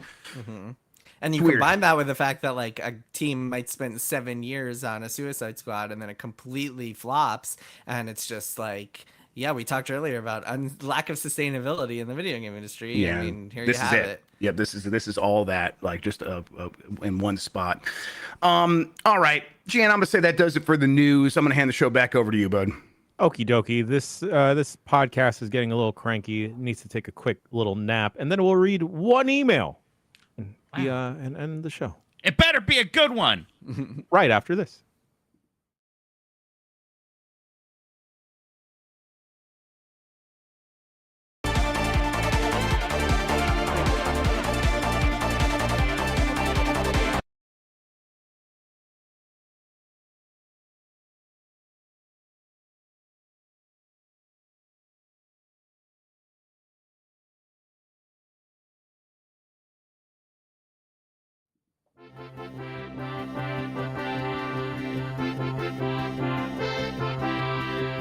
Emails. Bombcast@giantbomb.com is the email address to send your emails to. Please, for the love of God, stop fucking signing us up for so many lists. This is my actual public cry for help to stop. This is when you have kids, you're going to learn that you cannot acknowledge it. You have to ignore it. It is a temper tantrum they're throwing, and you just have to pretend it doesn't exist. In a span of 5 minutes, we got signed up for 10 different newsletters, and then I had to go in and unsubscribe us. This is the reaction they want. This is it. They love this. Yeah, mentioning it, triggers more. I'm just going to try a new style of parenting. It's going to work. This is this is it. You're going to have a breakthrough. Dr. Lipschitz. Yeah. Yes. All right. And we just got signed up for 3 more fishing magazines. Yeah. I'm going to really get into fishing like in about 15 years, I think. Ooh, I can't wait. Mikey, I will have a newsletter printed out, ready for you to go. Oh, yeah. All right. The one email we will read for this show is: a hot dog is the natural enemy of the hamburger. Sent from my Verizon Samsung Galaxy smartphone. That's it. I don't. we read 2 emails. I feel like they can collaborate. They're buddies. They party together. I think like the burger is its ego has gone too big. You know, we get a but smash that burger. natural enemy of a burger is a salad. Come on. Is this a thing that everyone had when they were a kid, or is it just my dad? He didn't make a lot of stuff, but I remember he would take 2 hot dogs he would slice it. I haven't thought of this in forever. 2 hot dogs and slice them the long way, flop them open. Style. Throw them on a bun and throw a slice of cheese on it. And that's kind of like a hot dog cheeseburger, right? Ooh. Yeah. Right? It's taking cheeseburger form. I mean, it's fine. That's just a hot dog with a cheese, lot like a hot dog. It's 2 hot dogs, but when you slice them the long way and flop them open, how many hot dogs next to each other do you need to make a burger? I don't think that makes a burger. That's 2, but flopped open. So it's like it's 4 width-wise. You could still use 1 hot dog, cut them hot dog style and then hamburger style to make a raft of 4 hot dogs. Yeah, and it's a hamburger raft. I think you can get 2 patties out of 1 hot dog that way. There's a famous restaurant near me called Walter's Hot Dogs here in Mamaroneck, New York. And what they do is they cut the hot dog open and then like grill it on butter. And then serve it on a bun. And there was a good hot dog stand in Ohio that used to do that. They're really good. And then also, I assume at least some of you have watched The Sopranos. The Sopranos has a truly disgusting moment where Carmela makes for AJ a Twinkie hot dog sandwich, which is a Twinkie cut open and then like a hot dog in it. Yeah, it's gross. Don't knock until you try it. That seems okay. I'm okay, actually. Do hot dogs come fully cooked? Yeah. Yes. But so like you can't fuck it up? Heat them up. Yeah. Never really. I used to microwave them in college, but like bacteria does not choose the hot dog naturally. So yeah, you're probably fine. Okay, so I could because I've never. I just most haven't, of the time. I haven't made meat in 20 plus years probably. So like but I'm afraid of it, like salmonella stuff. And no, you're probably not gonna get salmonella from your hot dogs. Okay. I gotta thank Dr. Ryan in chat because that Twinkie thing sounded so familiar to me, and I've never seen The Sopranos. and it was in UHF, the Weird Al movie. Oh yeah, wow. you know, maybe on Sopranos it was Devil Dogs. I don't remember exactly. But anyway, Dan, when you say you haven't made meat, are you saying that Bianca makes all the meat, or you? Or No, we eat different things, and like Okay. I have like a meal service thing that I just all of my dinners are just from this like meal service thing. It just shows up in the mail. Gotcha. So and I microwave 3 minutes every single thing. I would talk to you about your food habits for like a 2-hour podcast every week. Because you should listen to this week's voicemail dump truck with Chef week. Reactions. Oh, that's this week. That's That's next next week. week. That's next week. Okay, Yes. Yeah, I mean, the only thing I'm comfortable doing these days, cooking-wise, is that Casey Joe's barbecue that like comes fully cooked, and literally all In a you have bag. to do is like boil water and then just throw it in and let it sit for 20 minutes. in the bag. Yeah. Even the like turning on the stove part is like kind of scares me to do if Bonk's not home. So, but the thing is, you get to turn it off and then it just sits in the hot water for 20 minutes. So it's like, okay, there's not like an active flame for 20 minutes. That would probably be too much for Dan, me. can you describe to me the process of boiling an egg? What you think it is? Boiling an egg. So is that hard boiled, soft boiled? What is that? Either one. Does it make a difference if we ask I've never you? had No, hard-boiled- hard-boiled, Dan. I don't think I've had hard boiled or soft boiled. Do they look the same? On the Are they both outside. egg outside. form? Yeah. They Yes, both look there's- like a hard boiled and a soft boiled. Both looks like an egg. Yes. With the shell and everything, yeah. But the soft boiled is like a looser yolk. In the Yes, middle. It's looser like yolk. It'll be less cooked. You probably boil water and then put Start. salt in it so it doesn't stick to the bottom. That's good. Hey, you're okay. You're No, perfect. half right That's good. about the only, salt. the only do- like you put- actual cooking I know how to do is like I do the Velveeta shells and cheese now, and I know to put a little bit of salt in there so the noodles don't stick to the. No, you Well, put it's salt not so in there they to don't- season the noodles. That's nothing to do with sticking to the bottom. What are you talking about? But you drain Well, it. the salt would- in the water. This might be an urban legend, but the salt in the water can help you peel the shell more Yes. easily, I Yeah. believe. Yeah, I Okay, thought it was that's to keep fine. it from sticking on the No, sides it won't and stick bottom. to the bottom of the pan. Nothing to do It's with in sticking water. to the bottom. How It's dare impossible any for of you say something I'm to more stick. weird than Something will only stick to the bottom of the pan if you run out of I'll do a new water, poll. and then it can kind of Wait, so- burn on the bottom. Do I need to do this But then? not Do an I need to put the eggshell. salt in there? Yes, it seasons the noodles. Even So if there's water in salty there, water- wouldn't that come off in the draining? So noodles absorb the water when they cook. Yeah, that's the why whole they get thing. That's the bigger whole thing and that they dry get noodles cooked. do. And if Okay. it's salty water, then it absorbs the salt also. Oh, that's cool. Okay, so I Yeah. should do more. I can do it. I didn't know it was impacting the taste. That's good. Yes, very much so. Can I put like garlic salt in there? Uh, I would do that Well, after you cook yeah. the noodles. But what if I want to infuse it? Like if it's like It's not- sucking it all in. You're losing a lot of the flavor. In mean, the so, like, water. what It's you not should do- really, like. Is finish all of your pasta. You should cook your pasta like a minute or two before you think it's actually done, and then finish cooking it in the warm sauce because it'll absorb some of whatever that sauce is in there. 100%. Yes, that is the. It's flipped back. Who's weirder? Dan Reichert with 44, Mike Minotti with 12, and Jason Schreier with only Oh, you're 3. destroying So me today, oh, man. okay. I mean, this All is a new thing. Like, I honestly, between the Casey Joe's barbecue and the Velveeta shells and cheese thing, this is the most I've like cooked in decades. I'm glad. I hope you continue. Is Casey Joe's? Is that the barbecue we had when I came to your house a couple of years ago? Yeah, that's pretty Yes, good. the burn It's really ends. good. You can get yeah, it they're good as delivered, hell. and they deliver with dry ice, and it's frozen in the bags. And he's right. You just throw the bags in the boiling water, and that's I'm going to do that every year for Christmas now. It's been so great. fucking good.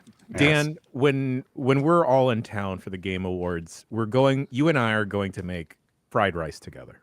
I would love that. no. I love fried rice. I think it's And, awesome. it's just an easy thing. We're going to walk through the process. Don't worry about anything. No goofs or gags. Don't be scared when you see the eggs. I put eggs in fried rice. Now you got to put eggs Oh, in you fried gotta rice, have right? eggs on fried yeah. rice. I Yeah. usually scoot that aside when I get Chinese food. I realize I don't know Scoot how what rice aside? happens. The eggs. I like the peas and the eggs. I just kind of like shove them over to the side. And if there are any visible onions, I'll do that. But I eat yeah, everything gun to in my head, fried You rice. would get along well with my 5-year-old. He wouldn't actually. He would beef with your He 5-year-old. does not get along with children at all. When he was That's at my true. house, Jason, he was the 5-year-old specifically. She would be like, "Hey, look at this Sonic doll that I love." And he'd be like, "That's Mario," and she lost her mind, and he would not let it go, and she wouldn't. Actually, protected the actually business the whole time I was there. I didn't fucking break kayfabe once. She actually lost steam before he did, which should tell you something. No, I She's fine. turned to Grub because like his daughter was screaming at the top of her lungs, and I turned to Grub. I was like, I'm sorry, I can't. I have to protect the business. I can't. Like, I'm not ever going to give this up. We can't gloss over the fact that Dan said the sentence, "I don't know how rice happens." Which part? Do you mean? Well, I think at no step along the line, I don't know where it comes from. I don't know how you cook it. I don't know how it gets soft. I All don't right, know how you folks. flavor it. What did we learned this week? We learned I love about it. I love rice. We learned that Jason Schreier is releasing a book next week called Play Nice, The Rise, Fall, and Future of Blizzard Entertainment, out next week, October 8th. Jason And that is where Schreier- rice comes from. and That's that is where right. rice comes from. Is You it- shred up my book into Is little it pieces. trees? It's actually called Play Rice, the rise, fall, and future of Dan Reichert. We did it. Where Jason- does rice grow in America? Oh, Jason, boy. where can folks find you on the internet? Where can folks pre-order the Does it book grow? once again? Yeah, you can find me on the Triple Click podcast, which I'm about to record in like an hour, and I'm just going to be completely drained, so that's going to be fun. We're sorry, everybody. This entire week for me is just a blur. So go check out Triple Click. We just made a super cool announcement which is that me and my co-host Kirk Hamilton and Maddie Myers, we are doing a 3-part like Kidnapped standalone- Matt Mercer. We kidnapped Matt Mercer. We're doing a D&D campaign, and we were that's like, so fun. hey, we want to get a DM. Why don't we just get the best DM in the world? And so we called him Matt Mercer and got him to come and do it for us. So that's going to be super cool. And then, the book, Play Nice, you can get it in stores, pre-order it at any store, any bookstore or Amazon or whatever you want. Also digital version and audio version. I know a lot of people are into audio. Fun fact, like so many people are buying audiobooks these days that it's like almost comparable to print sales. It's like a huge chunk of the book market. I'm a And big audiobook person. it's Yeah, great. me It's too. fantastic. Me You too. listen to audiobooks while you're driving. You can listen while you're playing games. It's really cool. And also, like, my book happens to come out the same day as the new Diablo 4 expansion. So you can listen to it while you play Diablo 4, which I think is perfect. Ray Chase, like I said before, is the narrator. He's really, really good. I love his work, and he's really good reading the book. So you can go check that out, too. Awesome. Fantastic. Jason, sir, thank you for joining us on the show today. Thanks Folks, for having me, guys. Thanks, Jason. And please, you. if we can schedule like a 2-hour, just let's talk to Dan about food and his Explain the rice to things him. he We'll get has you on never voicemail, Don tried. Truck, and we'll make it happen. I've been Oh, thinking man. about rice for the last 5 To minutes. see Dan, Dan. if I said it's a very- semi-aquatic plant, what does that mean to you? That makes me think it's like seaweed. It doesn't grow underwater, does it? Semi-aquatic. Semi-aquatic. So It's a like little bit. It's like amphibious. Yeah. It doesn't That's climb it. onto the land. Okay, now Never I'm seen way a more rice confused. patty? in, Rice like, patty. media? What's a rice patty? it's Infrastructure Week here Like at the little discs that don't have giantbomb.com. any calories. A rice cake. no, Oh, that's what I'm thinking of. honey, no. That's what I'm thinking of. It's different. We'll see you Very. next I'm gonna week Google for it. another Oh, man. episode of the Giant Bombcast. Rice patty. Thank you to our special guest, Not Jason with T's, Schreier. with D's. Oh, These are Lordy. like crab. They're like crab No, cakes. with D's, not with T's. Oh, Rice, patty. P-A-D-D-Y. I'm sorry, what did you say, Greg? Patty. Not with D's. Grass. D's nuts. There We'll you see go, next buddy. week There for you another go. episode of the Giant Bombcast. Slaw buddies.